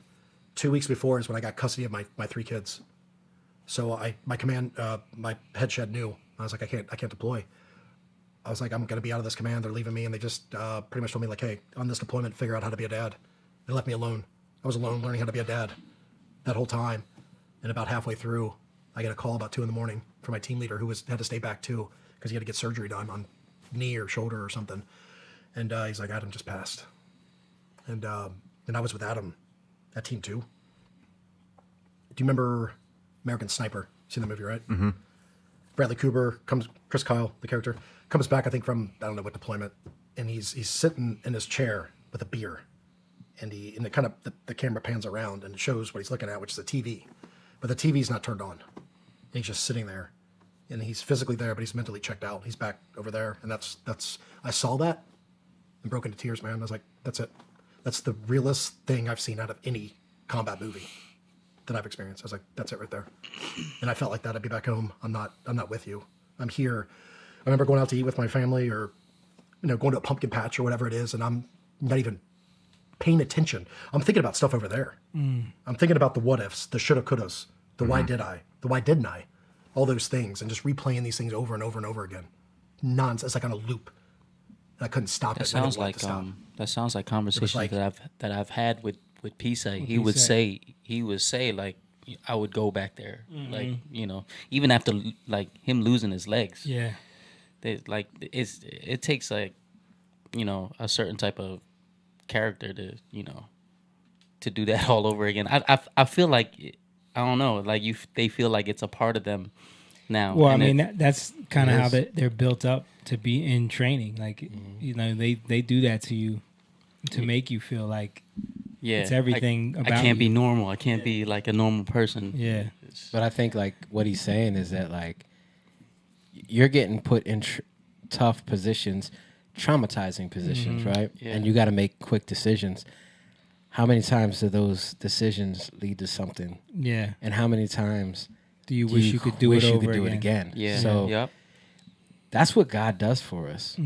He gives us peace in those places, you know, and I think that's why he's bringing all this up. Right, because a lot of people's stress and anxiety and all these things come from overthinking all the decisions and woulda, shoulda, couldas.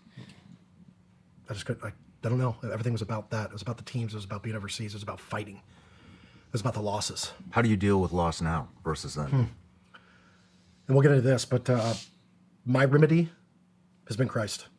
100% saved my life. Literally saved my life. Saved my life. What is it about Christ that you find comfort in, or maybe comfort's the wrong word, but when it comes to dealing with death, dealing with loss, friends, teammates, what is it about Christ that brings you comfort?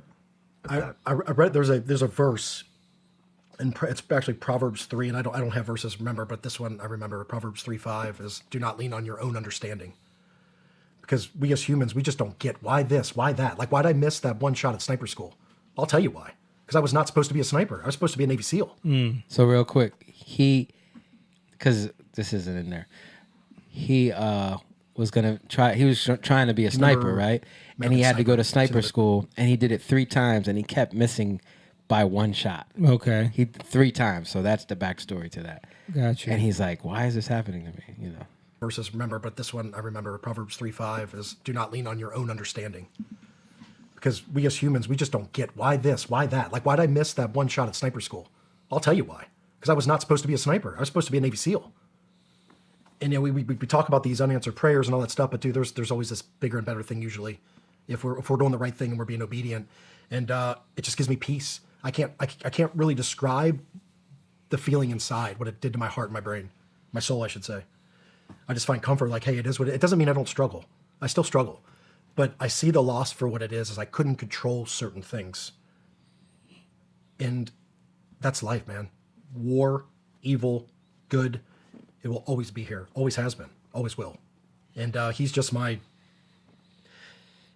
he is my pole in the ground that no matter what storm comes through, no matter how crazy the winds are, no matter how bad anything is, I can hold on. I can hold on to that pole, and I'm all right. I know I'm all right. When he said, I'm sorry. When he said that, the first thing that hit me was, he's our sure foundation.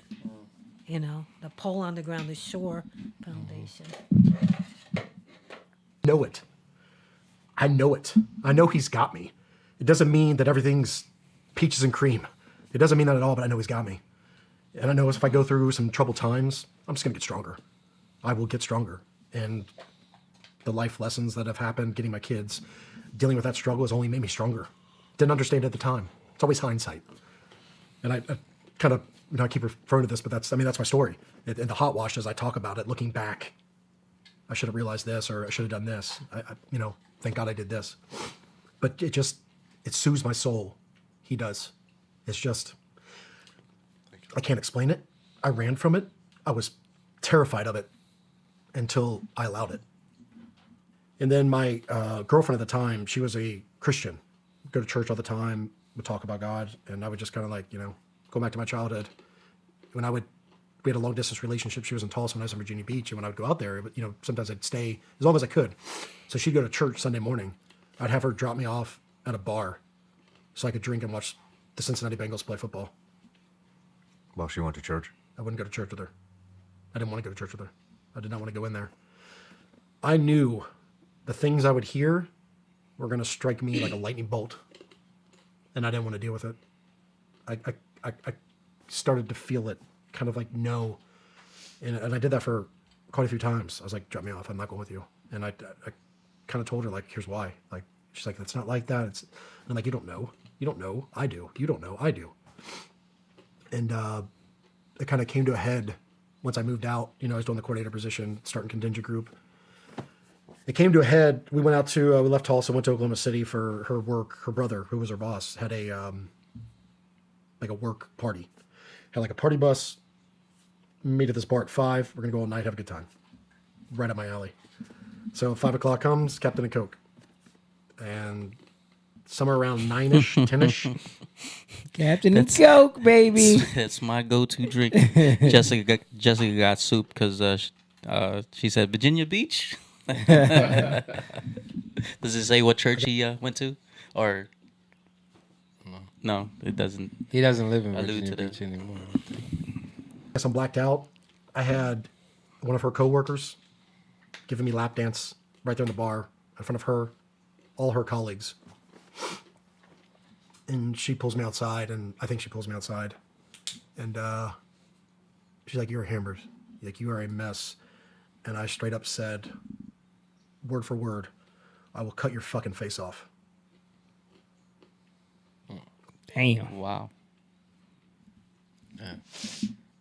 Yeah. You don't go to that dark place unless you've been through some things. Yeah. Yeah. And it took for him to be like blackout drunk to let that out. And it's never been dealt with. Yeah. Yeah. Classy, right? You said that to her. I said that to her. With her brother / boss right there. I didn't care. And of course, literally, I didn't mean that. But in my brain, that's exactly what I was doing. Right, and as I looked into her eyes, that's exactly what I was picturing. And that's one thing crazy about killing, I guess, is when when you're engaging, and some of those engagements are close, real close. Not sniper shots at 1,000 yards, but like, come here, dude. And you're holding dead bodies as they fade. And you see those eyes looking at your eyes. You see the whites of their eyes. And you just watch the life drain from their bodies. And you love it. That's different. That's different, man. Like, yeah. But a lot of soldiers, you hear them talk about that situation. What are there was a lot of movies that dealt with that. Full Metal Jacket was one of them. I remember Dead Presidents wasn't one of the characters like military. Yeah, he was like, but he was like What are you talking about? he's starting to go crazy, just wanting to kill people just to kill them. You know, wasn't one of them collecting ears? That's the same one. Yeah. Picturing that was not a problem. Picturing that was a joy. And I would never do that to her, but in that moment, hammered, I was doing it in my brain. And the next day, I end up at my house because we were living in two different houses. I woke up by myself in my clothes with shoes on the couch and knew this was not good. Yeah. I knew this was not good. And she came over and she goes, "Do you remember last night?" And I go, "Absolutely not." And she tells me the story I just told you. And we were engaged at that time. She took her ring off, threw it at me. And she said, "I want this in my life or in my family's," because she had 2 kids as well. And I couldn't say anything because she was right. I had some things I needed to work out.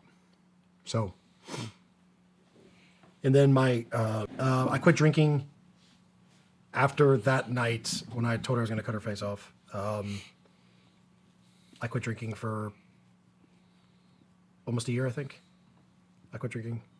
And the reason why I quit drinking is she gave me an ultimatum to go to this certain conference. I pretty much had the ultimatum by my girlfriend at the time now, because she threw the ring back at me.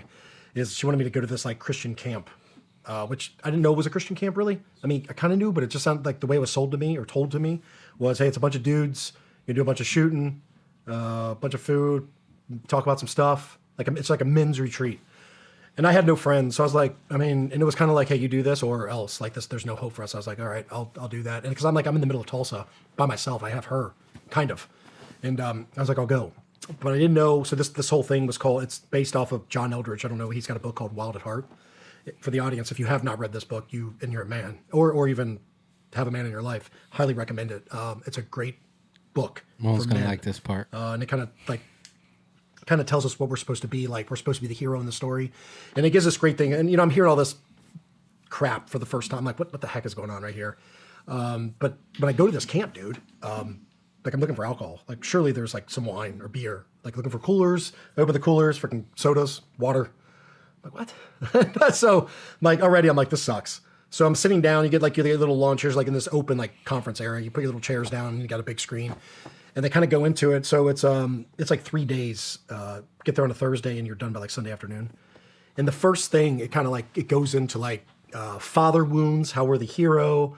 You know, we're built as men to rescue the princess. Like it's in our DNA. And he kind of, John Eldridge is like on the screen saying, he said something that really kind of like, it really got me, kind of hit home a little bit.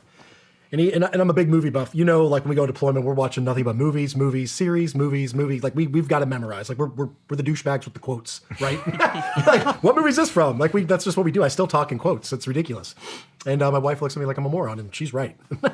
But he said, if you think about movies, he's like, it's built in our DNA. Movies have three elements that is in every movie. There's a hero, there's a villain, and there's a love story. And right now, people as they are listening, are like trying to think of movies, and you can't think of any. Finding Nemo all the way to 300. There is those three components in there. Yeah. There is the hero, there is the villain, and there is a love story. And he takes that and he says, that's exactly what the Word of God, the Bible is. There's Jesus, there's Satan, and it's God's grace that we're going for. It's that love, it's that heart. He wants to love us. He wants to be loved back. And he said that, and I'm like, and I was really more hung up on the movie thing. I'm like, that is so true. And he's like, the Bible's all around you. We just don't realize it. Like it's in every single movie. It's the same thing, different characters. And so they use, because they're trying to hit home to men to like stand up to be more manly and to like stand up for the right and lead your family, which we have a hard time in this country, probably across the globe. Amen. And looking at me with my children, he was right. I wasn't a leader. I was a failure. I was not doing the right things. I mean, it was a right to stand up to take care of those kids, yeah, but I wasn't doing what I was supposed to do. I wasn't leading by example. I was leading by talk, which is BS. And so he teaches that, and he shows movies like Braveheart, William Wallace. He had a villain, like the English, right? He was the hero, saved the Scots. And it was a love story in that movie. Love for the country, love for the woman. Great. One of my favorites. The Patriot. Last of the Mohicans. One of my favorites. All the Gladiator. We can see it in everything. He's rolling all up, of my favorites. He's rolling off all of my favorites. Moan's top 5 movies right there. Except for Last of the Mohicans. Have you watched that one? Yeah, I love that movie. Actually, the score is amazing. Like yeah, it's a good one. I used to just play the score and go to bed with it. All right. And I was like, okay, I'm here. James was going to bed to the Mortal Kombat score. You don't remember that movie? No, I will find you.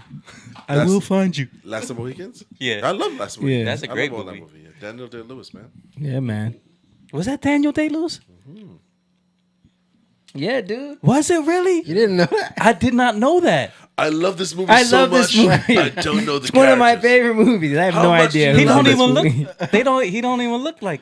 That's crazy. I love Yo, he makes Gladiator all with good Peter- movies.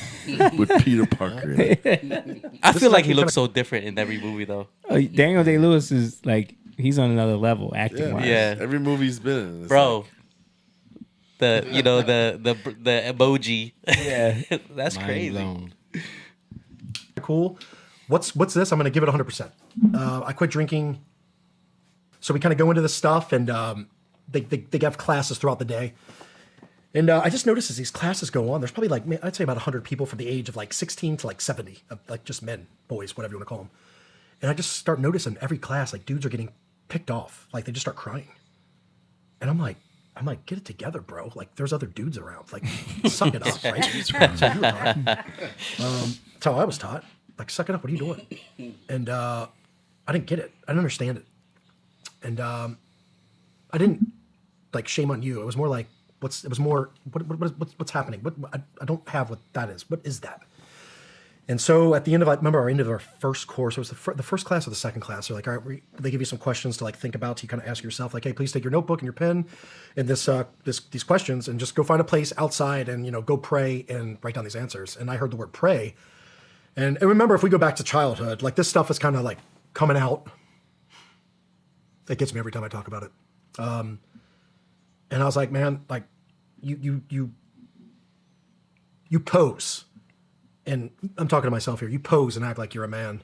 You can go overseas and face evil and take it to them. You can take a blade and stick it in some flesh, but you're going to have a hard time to go outside by yourself and pray. And I had that conversation with myself. And I was like, self, you're right. So I went out there. I found a little like outcropping over some rocks, and like the sun just wasn't up. It was like early. We got up like at 6:30, whatever. And I sat down.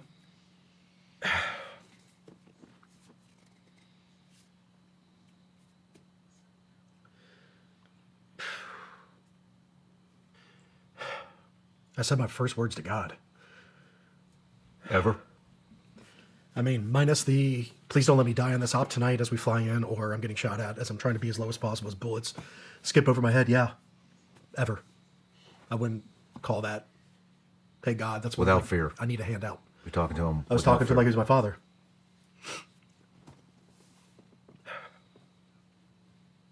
This gets me, man. This gets me. And I just started talking. I was like, I don't know you. I was like, you know my past. You know how you scare me. And soon I'm saying whatever the heck I'm saying, not even know what I'm saying, and it didn't matter. It didn't matter what I was saying. The sun breaks the top of the trees in this warm, because it was chilly. This warm sunbeam just nails my face and just warms my whole body. It just warmed, like right when I started talking to him, like maybe a couple sentences in. And I was like, oh my God, it's like I got zapped through my whole body. And I chalked it up to it as a coincidence. Of course, I mean, it's at the right time, at the right angle. Sun, comes up in the east, that's in the west. I mean, that's just happened to be here. And that was it. That's all it was. And I say all this in hindsight, knowing now everything. And I go back in, I do my thing, I write it down. But something was stirring inside me.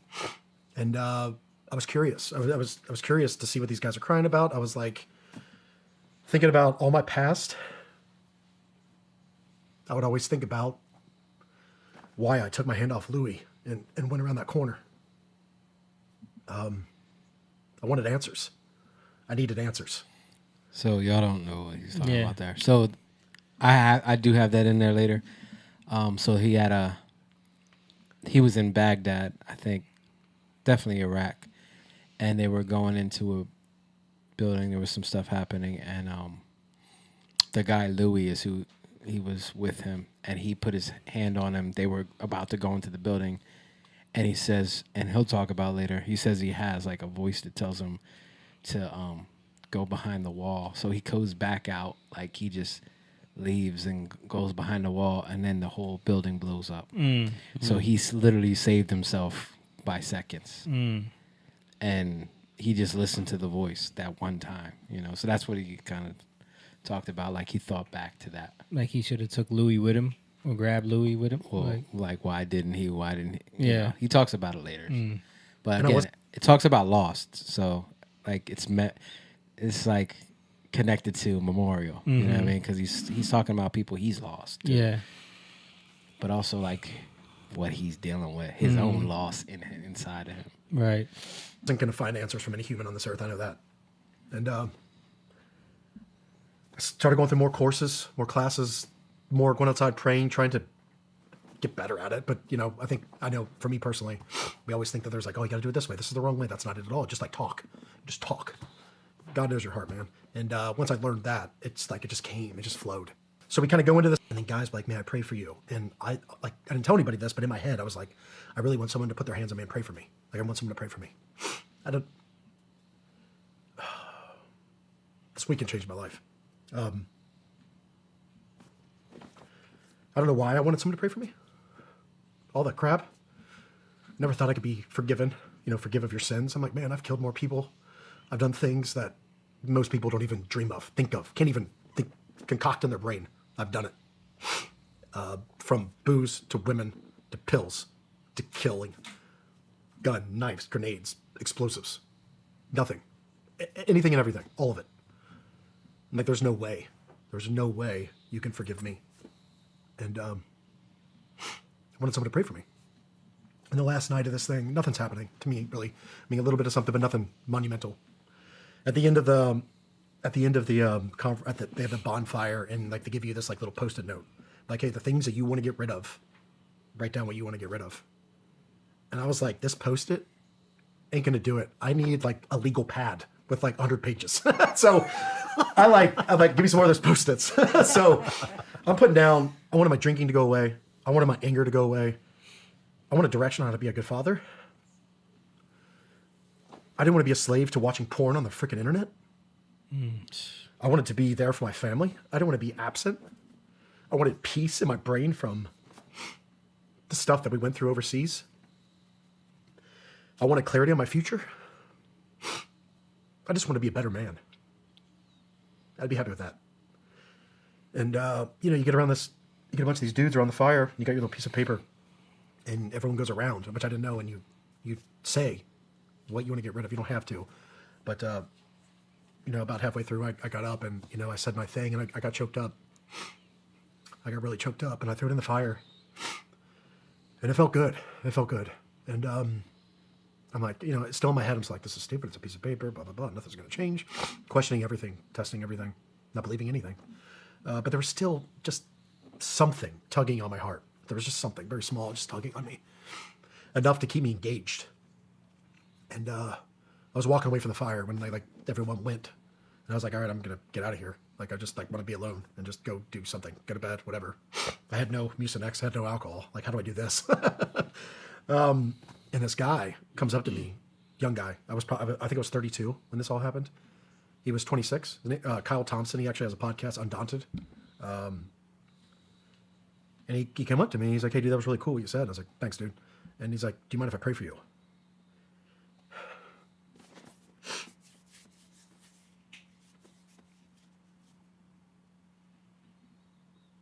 This dude came up to me. I was probably 230. Tattoos. I was a big boy. He was not. He was younger. And he had the balls to come up and do that. And that right there is obedience. I've seen many men that you can just see them like they're intimidated just to have a conversation from one human to another. I'm not just saying me, but with many people. Just because of, he was in this movie, or he's a UFC fighter. Whatever it is, you're still human. I don't care. It doesn't matter. But he did not. He came up and he did that. And as soon as he put his hand on me and started praying, I lost it. It was starting to make sense. And then guys were like, man, I pray for you. And so at the end, they kind of thank some of the presenters, some of the guys that give some of their speakers, some of the guys that share their testimony. Because some of the testimonies, man, they're like, hey, dude, I cheated on my wife. I did this. And they open up. They're very real. And I appreciate that. And I think that that conference kind of made me who I am now, where I'm not afraid to be real. And I will be transparent, because all of us go through something, some degree. It might not look the same. It's a different flavor for all of us, but we're going through some stuff. We're all going through some stuff, some way, shape, or form. Relationship, work, health-wise, we're all going through some stuff. I think that's they did key. that, but they were saying thank you. I think that's key to, especially for men, to understand that we have to be able to open up, speak about things that we're in this world. Men think that they have to take the world on their shoulders. I'm a man, I'm a father, whatever it entails. How do I the image of that and how to act? And you take that on, and then you realize you don't live up to it. And women do the same thing in terms of they put that on men too. Men ain't shit, or you ain't shit. Just speaking on how it's easy for women to build a man up in their mind and then tear him down because they don't live up to the image they've created. And I think when a man gets to that place where they feel that from a woman, it's one of the worst places to be in. And how do you overcome that as a man? You have to have the Lord. You have to have God. Yeah. And trusting that and being vulnerable to be able to let that shame go. You feel like you don't add up. You feel like you don't measure up to the things you had in your head, or what somebody doesn't see you as. And or your kids. And there's something that, and I'll say this and I'll let it go. There's something that I was talking to my mom about that I feel like God was speaking to me, is that your kids and your wife, they have to be in awe of you, or in like the fear of the Lord is like the awe of God, right? So you have to be, your kids or your wife have to be in awe of you, that you're in awe of God. Yeah, and they always have to see you in that way. It's not our job to be this thing. It's our job to trust God. And that right there is the image of, I think, a man in every situation. Because if you are in awe of God in all things and trust him, no matter what you're going through, people will start to be like, how are you thinking this way still? Yeah. How are you believing this way still? You know, and I think when we start to get that, that's where you become unstoppable. Yeah. You know? So I'll leave it there. Shout out to Emma. He said, greetings, guys. What up, Emma? What's up, Emma? And our sister Peace in the chat, she said, this interview is everything. Yeah, it was a good interview. And then one of the things is like they said we wanted to recognize the guy that we think did the most change. And I was like, well, that's not going to be me because I haven't really talked to anybody and all that stuff. So I'm like just waiting to listen. And they're like, Eddie Penny. They called my name.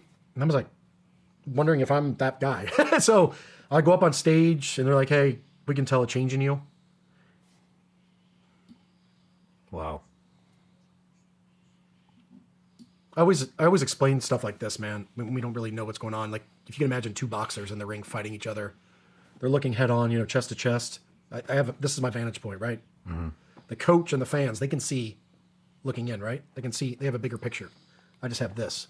And that's kind of what happened at that conference is, I guess they saw something that I didn't think I was doing or feeling or acting.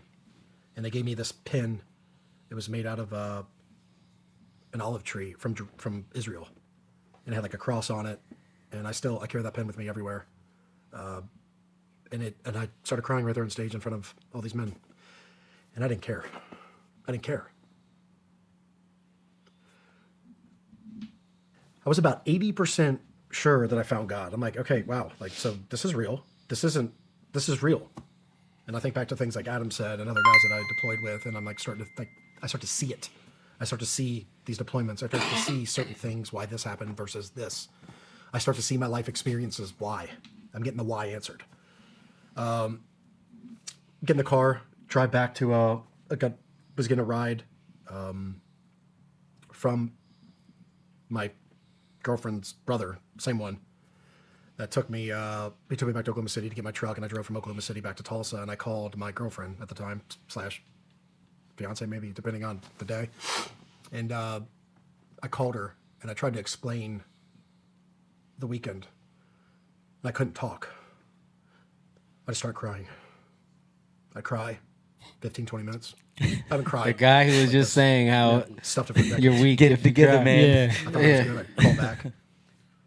I say a couple words, I start crying again. I have to call you back. I couldn't even muster the words. And I tried this throughout, and then finally I'm like, hey, I'll just talk to you when I get home. Like, I just got that out real quick, and I hung up the phone because and I started crying again. I cried pretty much the whole drive home. It's powerful. Didn't understand. Releasing so much trauma and just hurt and damage, yeah. I mean, that's why the love of God, it's beyond understanding, you know? Like, it surpasses all knowledge. Yeah. It's amazing what God can do. He gives you a place. That's what love really does. It gives you a place to be safe. Yeah. Yeah. And to let it all go. Right. It's Be funny. vulnerable. It's funny because sometimes Jake and I we're talking on the phone, and we both start busting out crying. Yeah. He starts it, and then I start. Yeah. Yeah, so it's crazy. The Holy Spirit. P said, it's a joy for a woman to submit to a man who is fully submitted to God. Yeah. Yeah, I Absolutely. think women, there's something that women respect about that, you know, innately. And of course, Jess said, I agree with you, Peace. Yeah. And I think that's we shall see. I think so. What I said earlier about a woman being in awe of a man or your children, that comes from men loving their wives. That comes from men like, no matter what you say, I'm gonna love you. No matter what you do, I'm going to tell you the truth, Yeah. but I'm going to love you. Right. Speak Yeah. the truth in love. I'm going to tell you, like, that's the thing in the garden. If Adam would have spoke the truth in love to Eve, right? Yeah. Those are the things that you cleanse her, right? You cleanse her with the word, Right. washing of the word. And when we can do that, nothing can separate you from the love of God. Yeah. You know? We give a quick shout out to Theris. She sent another 200 stars. Thank you, Theris. She says, "Say amen. This is so great that you shared this. Love it." Amen. But in that moment, I felt so loved. Like, I just felt so loved. And I'm like, all those things that I'd hear, or I call you a crazy Christian, or you Bible thumper, or all these things. It was making sense. It was just making sense to me. It was just, I could feel it inside. And so at the end, they kind of like, but it wasn't. I think it was maybe 2 or 3 days later. I'm in my car driving from a workout or something. And I pull up to this red light, just turns red. There's like this car wash over to the side. And they have one of those like blinking signs, like the red, where like it flashes like save 10% or, buy a car wash and come back in a week for a free one. And I'm sitting in my car and I'm like, show me. I just straight up saying, like, show me I'm saved. Show me I'm saved. And I was getting aggressive. I was like, show me I'm saved. Like, I don't believe this crap. I'm like almost testing him. And even though this happened, like that can be explained. This can be explained. Like, show me I'm saved. Because I'm like, I've done this. I'm crying at this red light and I'm talking. If anybody's parked next to me at this red light, they're gonna be like, this guy's loony. Probably should call the cops before he kills us or himself. And I look over to the sign, and all I see is one word: saved. SAVED. That's it. One word. It wasn't save 10%. It wasn't pulling now to save $2. It just said saved. That's incredible. I saw that. Yo, that's crazy. And I'm like, I'm yours. I'm like, sold. I'm like, sold. So at the end of that conference, they tell you, I like to go all in on everything. Like, I want to be a SEAL. I would read everything, listen to everything, watch everything to try to be the best. And they would give some books out. And they'd be like, hey, you should probably start off with this book. It teaches you about prayer. And I was like, okay, if you say that's what I should start out with, I'll go buy that book. And they're like, oh, this is another one, but it's a little more. It talks about spiritual warfare. And so I heard the word warfare. I'm like, what? I'm like, what'd you say? I'm like, that sounds like something I would like. And not knowing or not believing or just not even taking the time to have thoughts about that, about the evil and all that stuff. But I started with this prayer-like book, and I was like, okay, this is like boring. This is like trash. Like, no wonder why people don't want to be Christians. This is weak. And I was like, what's this spiritual book? And I looked at my notes. I found it, and I ordered it. And I started reading it. And I was like, there's a whole other world. The evil isn't the evil over there. I mean, it is, but there's evil all around us. And like, just like those, like, if you got to question yourself, like, why am I having this not good thought right now? Was it provoked by something? A lot of the times it's not. Like, why did all of a sudden do I want to cheat on my wife? Why did all of a sudden do I want to leave my wife? Why are my kids, do I don't want to give them up for adoption? Like, if we're honest with ourselves, we have maybe not those exact thoughts, but thoughts like that guy that just cut me off, I want to get out and rip off his freaking head. Yeah. Why do we have those thoughts? And if you a believer and you believe in that spiritual warfare, that you got the good and evil, then there is this unseen world that, you got certain forces that will put these evil thoughts in your mind. And you really sit down and think about it, in my opinion, it's very real. And I look back, I'll go this way. It was not easy. I still went back to drinking. I separated from when we ended up getting married, I separated from my wife and started sleeping with everybody I could. And I would call myself a Christian because I believe in Christ and all that stuff, but I was still doing not the right things, which is where, to be honest with you, most Christians live in that world. And I was that guy. Yeah. Thinking I'll be saved. I was more of the talker, not the walker. I wasn't walking in obedience the way I should be. I wasn't walking in it at all. And I was drinking, and my relationship was falling apart, and I was doing the wrong stuff. And then one day, my kids were at school after I moved. We moved in. We ended up getting married. We moved into a house. 8 months later, I moved out of the house. Oh man! Got my own freaking house. I was a freaking wreck, dude. I shouldn't have been in a relationship. I couldn't control this. Even after coming, people think like, oh, you should be fine. You're a Christian. Dude, there's a war going on. You still got to fight daily. It's not easy. It talks about it in the Bible all the time. Like, you got to fight. Like, there's a fight. And that's where a lot of men are failing. They just they're a pushover. Yeah. And I was being a pushover. I was getting trampled on by evil. I mean, that's all you. I mean, that's a great word for it. And I found myself. We just talked about that earlier. Being able to call things evil and just be plain about it. Yeah. In my bedroom when the kids are at school, and I'm just sitting on my bed, and there's a nightstand. My nightstand's right here, and my good old SIG 228 is sitting right there. And I just look over, and I hear a voice. Yeah, this is a way. I've never thought about suicide in my life. That's what I'm saying. Why do those evil things pop in your brain? Because there's a different side. There is stuff going on around us that you just gotta. And people call me crazy. I don't care. Based off of my experiences, I picked up that gun, and I remember holding it right here. I just was thumbing it, touching it, feeling the cold steel. And I was like, yeah, it's that time. Enough is enough. I'm done hurting. And I had this view of a bird's eye view looking down at my room and seeing my lifeless body with my brain splattered, big old pool of blood, very detailed. Seeing all the body parts and mutilations and disaster I saw. It was easy to visualize, right? And I pictured my kids coming into my room after school with their backpacks on, seeing my lifeless body. And what that would have done to them. And I put the gun down, and I stood up in a freaking rage. And I was like, what the fuck am I doing? And I'm like, my God. And I start cursing him. I'm like, you say you're the savior and all this stuff. And I was mad, man. I was like, how could you let me? How could you let me do this? You're supposed to be healing me.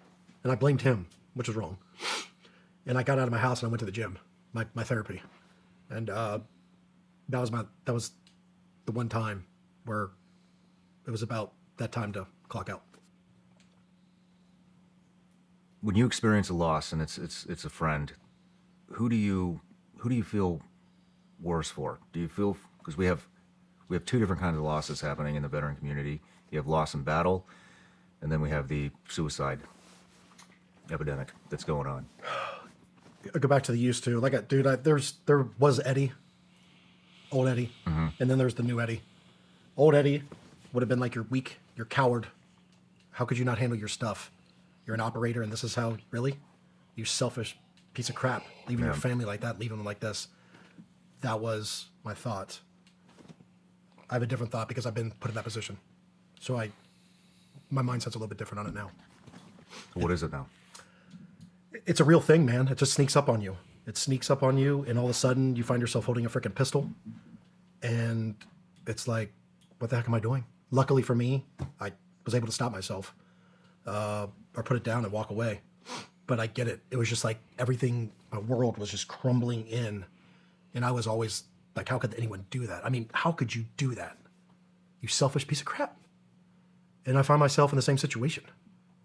And yeah, that'll humble you real fast.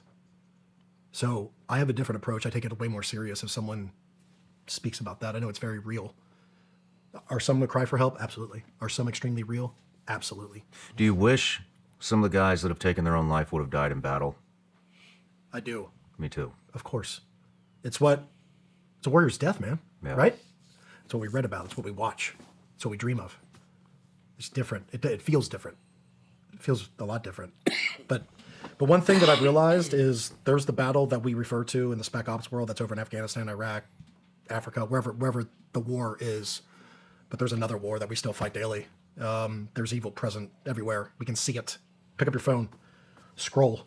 You'll see it. Look in the school systems. You'll see it. Look at things government officials are pushing. You'll see it. Like, evil is real and it is rampant. And it needs to be crushed. Let's go back to that weekend, the retreat. Yeah. The Christian retreat. At the beginning, you talked about when you saw Jesus as a child. It scared the hell out of you. And it was getting crazy. Like, by that time, we had a team. Let's go back to that weekend, the retreat. Yeah. The Christian retreat. At the beginning, you talked about when you saw Jesus as a child. It scared the hell out of you. Did you think about that? Mm-hmm. What were you thinking? I saw the reality of it, if you remember, and the way it was when I saw Jesus, I wasn't scared. Mm-hmm. When he left, I was very scared. My opinion and I believe, like, no, I was deceived by the devil until I was 32 years old from that one day. Yeah. He used the darkness and made him look to be the boogeyman. He wasn't the boogeyman. I believe that. I believe that with all my heart. After the fact, when I started to read, I tried to read the Bible and started to seek him and listen to people that talked about him. But the thing is, man, is like, I feel like Christianity, the church, is very watered down, and it's like it's designed for women. Like, I'm not hearing. I hear a lot. I go to church, or I think he means in America almost. Yeah. I mean, I'm just saying because that's something that we talk about all the time.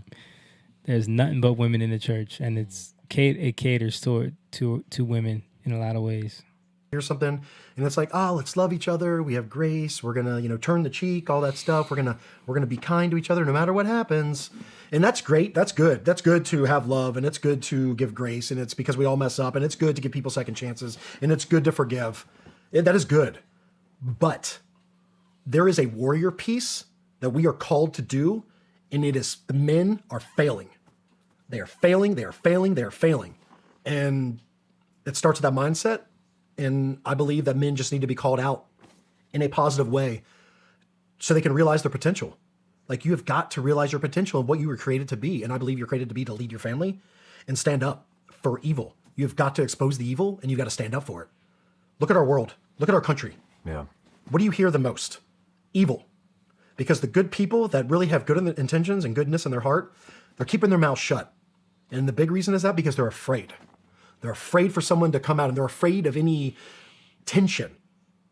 That's why the young lions will speak about it, because we're not afraid. You know what I mean? That's why we're here. That's why we do this, because I believe that it's time where we need to talk about these things. Mm-hmm. We need to stand up against the evil that's out there and fight back. Afraid to be confronted. Adam Field just says it takes the roar out of the lion. Mm-hmm. Exactly. Mm-hmm. They want to go there. Oh, I don't want to, rustle any feathers. Like, that's not you're called to be. And they're like, oh, well, Jesus, like he was, okay, cool. Read the Bible. Jesus starting crap all the time. Right. Against all the people that were freaking, like, that were more legalistic. And, I think that's like where my heart has taken me, is like to bring in that warrior mindset, is like from the battlefield to this battlefield. There's a lot of dudes that are good men, and they just don't have the leadership or the know-how. I mean, if you don't know, you don't know. And with what we're surrounded by, we are the product of what we are surrounded by. That's like it says, don't hang out with the wrong people. If you listen to a bunch of death metal, satanic music, guess what you're going to start believing? You start eating a bunch of donuts, guess what? If you don't go to the gym, guess what? You hang out with a bunch of smokers, you're probably going to start smoking. It's the same thing. We are surrounded by, and I don't mean this in a bad way, but at the same time, I mean it in a bad way. We're around some weak people, and it's not okay. They need to stand up, they need to rise up, and they need to speak out, and they need to lead by example. And you're constantly, we talk about this too, you're constantly listening to hip hop. I was just talking about that last week when I was saying we got to teach young boys to watch their friend circle. Mm-hmm. And look at who they're surrounding themselves with, and what are the things that they're doing, what are the things that they're into. Mm-hmm. Call those things out. Stop accepting all kinds of behavior to fit in. Be a leader, not a follower. Why are you doing it? Yeah. I think like where we get caught up is intimidation a lot of times, like, and I'm talking about even in the church, because you'll get people who try to hold scriptures over your head in a misleading way. Yeah. Right? To pull you back under legalism. Yeah. Or people out in the world that try to pull you under their own legalism. And it's got to be about, why are you doing this? Because if anything is not done in faith, it's sin. Right? That's where, because we're always afraid, can I drink? Can I not drink? Can I do this? If I just settle it and say, yeah, it's okay. It's okay if I drink. Bible says it. Jesus turned water into wine, right? That's such a... If I just white book. Yes, I can drink. You know how childish that is? That's childish. Yeah. Because it's not in context of your life. So it's okay to drink in any context of your life? Right. No. It's childish. It's live by faith. That means in every context of your life, are you trusting God? That's what we live by. If I just want something to be okay for my whole life, it'll be settled. Yeah. I'll be settled, right, with this. Oh yeah, I can do that. And then every area of my life, I can do that. Or I can't do that, and I'm afraid in every area of my life. My point is that this is where we get stuck, but it's about why do you want to do it? Or why are you not doing it because you're afraid? We have to ask these questions. It's okay to make mistakes. It's okay to fall. You know, if you think, and the Bible talks about it, like you don't have to, you can, if somebody's like really afraid, like, oh no, I got to do that. Okay, that's fine. You can have that, you know, because you don't want to cause people to sin openly, right? Where they're doing something because they feel like they thought they couldn't. Now they're confused. Right. It's more to raise them up in trust, right? Trust in God. So the law is a schoolmaster until Christ comes. And when Christ comes, freedom comes because rest comes. When we rest from our work, when I rest from our work, I'm not fighting my mind anymore. I'm actually settled in peace. He's actually the Lord of my life, where I'm free because I've given it to him. And I don't have to like second guess it anymore. That area, I'm set. You know what I mean? And it's just, I feel like it's especially in America, it's hard to understand these things because of what we're dealing with. We're dealing with some deep darkness. I was so guilty of this. And until recently, I'd say probably the last year or two, it's like, I mean, since I found Christ, it's been getting stronger and stronger. It's kind of like when we were in buds, right? We are this, we're cool guys. We did buds. Yeah, but we were way better after we did our next school at jump school, right? We were way better after SQT. We were way better after our first deployment. We were better than that after our second deployment. And we just get better and we get better and we get better and we train and we train. It's the same thing here in life and the same thing in Christianity world is you learn to get better. Let's go back to that. And it was getting crazy. Like by that time we had a team moved up. The other team that was primary entry moved up. So on this wall, there's a door, and then Louis over here by this carport. Okay, so this is a story whatever it was, porch, about Louis. Call it. And it was getting crazy. And so I was like, crap, I need help. So I come around my wall, maybe like the wall was probably up to my shoulders. Like I could see perfectly to take shots, duck down if I needed to. It was an amazing spot. It was like right in front of the door. Somewhere in there, a dude got shot by Fro, actually. And so I moved up right on Louis. I moved up, I got my gun, and I put my hand on his right shoulder. I was like, what's going on? He's like, oh, just craziness, man. Just freaking, like, we're just trying to get this out. So, you know, we're trying to get people out. And I think I've told you this before. I've got serious Tom's disease. Yeah. Terrified of missing stuff. I always want to put the breach on the door. I want to be the first guy in the room. If anyone's getting action, I want it to be me. When Dom got his kill, and I was like a little baby. Like, why does he get to play and I don't? You know what I mean? Yeah. So for some reason, man, I can still see a bead of sweat going down his neck. I can still smell it. I can still see it. I can feel it. For some reason, I was like, there's too many people here. And it's like I heard this voice. I got this feeling. I can't even describe what I got. It was like everything wrapped into one saying, get away, get out. Like an intuition? Whatever you want to call it. Whatever you want to call it. Something that said, get away from where you are right now and go back behind that wall you just came from. And that is not me. I've never done it before, besides that one time that I can remember. I've always had to be there, especially when we got to deal with some stuff. We got to work, I'm ready to work. This is one of the videos that should have been earlier. I don't know how it got there. But this was before he all that other stuff happened. This is before he knew God. This is when he was still like afraid, you know, and thinking Jesus was the boogeyman, all that. Work. Something told me, so I told Louis, I was like, hey man, I'm gonna go back behind the wall. We got too many guys up here. And I'm like, are you good? He's like, I got this, bro. Like, I'll see you in a few. I was like, all right, dude, I love you. You know, we do our like little, I love you, brother. So I like had my arm on him, on that shoulder. I rolled out. As soon as I button hooked that wall out that gate and made that turn where I was covered, the house exploded.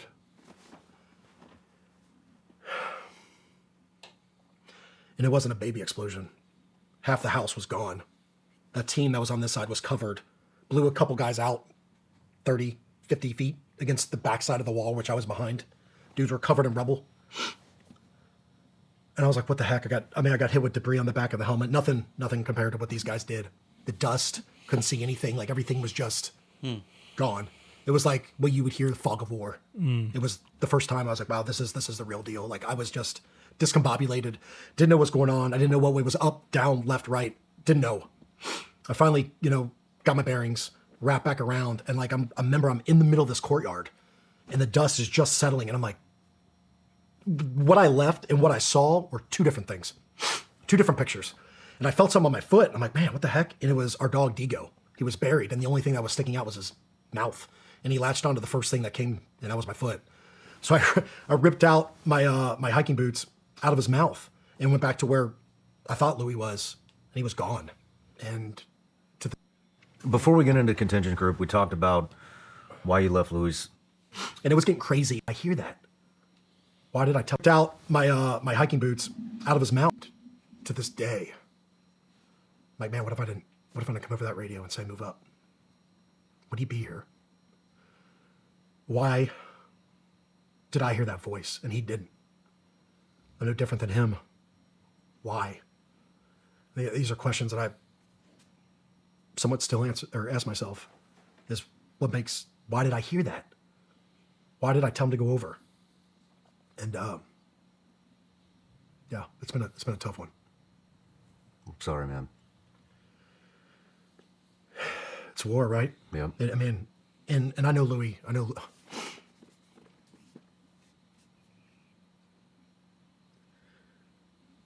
That man wouldn't want to go out any other way. I know that for a fact. None of our boys that we lost, they were warriors, man. And it was getting crazy. Before we get into contingent group, we talked about why you left Louis' shoulder, why you went. Yeah, so that kind of goes back to I always wanted to know why. Why did I hear or feel or sense or whatever? I can't even put a label on it, what I felt or heard. Why did I leave that position and he didn't? And that was a question I asked myself forever. And it was the only thing. It was God.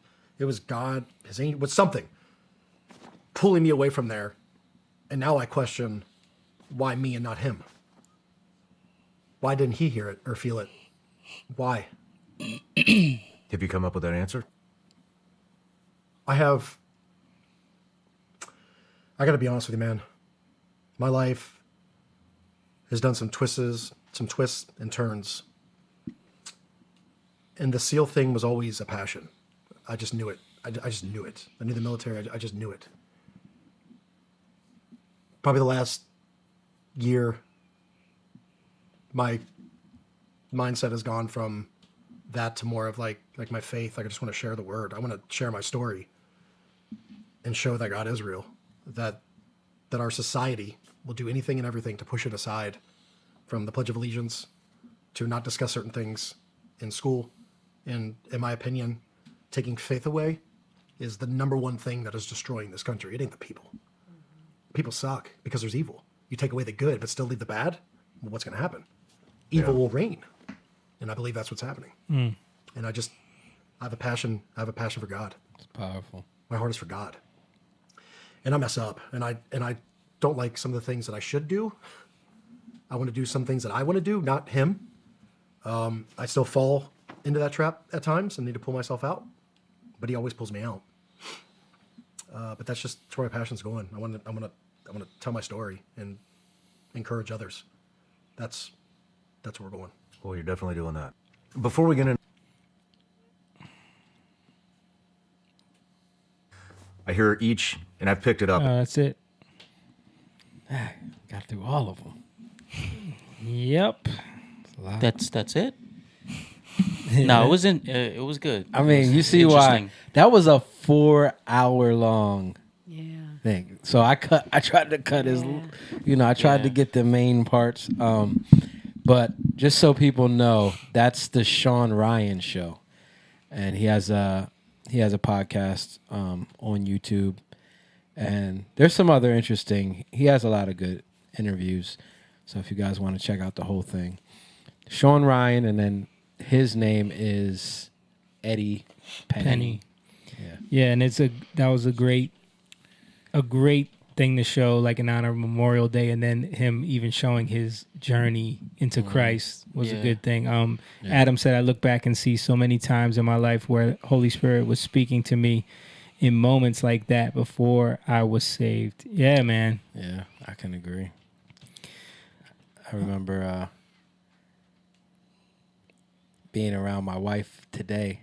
It wasn't my wife at that time, and I actually was with I had a girlfriend, and I told my wife, and I told you the same day, Jamie. I told my wife that. I'm sorry. I told her, because we were working together, my wife now, right? Who was nothing to me at that time, but we were just talking, and I said, yeah, I don't really, no, I just don't, I don't want to be with my girlfriend anymore.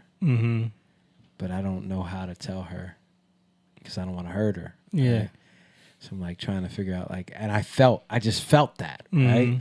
And like looking back, I know it was God. Yeah. And literally that night. Right. Was it that night? Yeah, it was that night. Yeah, that I remember night, it was at Pete's because it was on a birthday Friday party at his dad's house.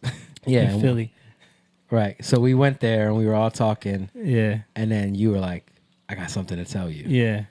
So that's you told me about that conversation you had with your wife, and I was like, well, it's funny you say that because I have something to tell you, and I let you know that I had found out that she was, cheating on me, doing crazy stuff. Yeah. That day you found out. Yeah. Right?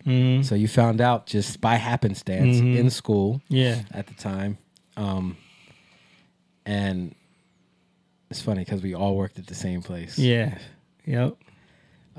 So in school, you found out, like, what are the odds, right? But if I would have never, I mean, you probably would have told me anyway, but I brought it up to you before you even said it. Because I was really nervous of how I was going to tell you, because the type of relationship y'all had, you were like so, you know what I mean? Like, everything. Like we lost Jake. Yeah, we didn't see Jake. We lost Jake to that relationship. I was under a spell. Yeah. Is that your next song? Yeah. Oh, thanks, Mom. Thanks, Mom. We was trying to. I don't know. It's your next song.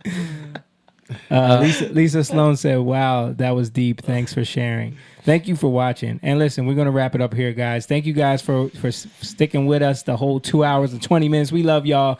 That was a great episode. A lot of stuff happening in the world, guys. Let's keep prayed up.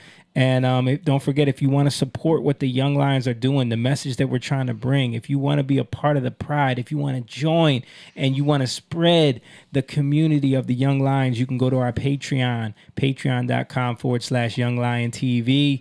And you can become a member over there. Sign up for one of the tiers there.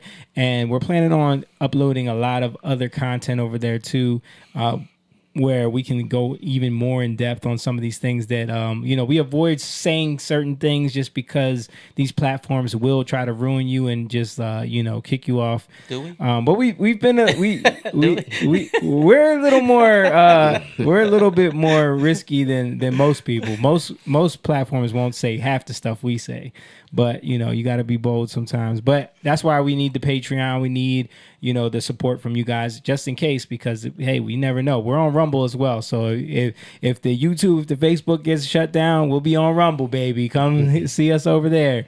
But yeah, shout out to the Young Lions who are in the chat, all the Patreon members, Adam, Paul, I saw Courtney in there, Theris, Emma, all these people that support us and are a part of the Patreon. We love y'all. Thank you guys for watching.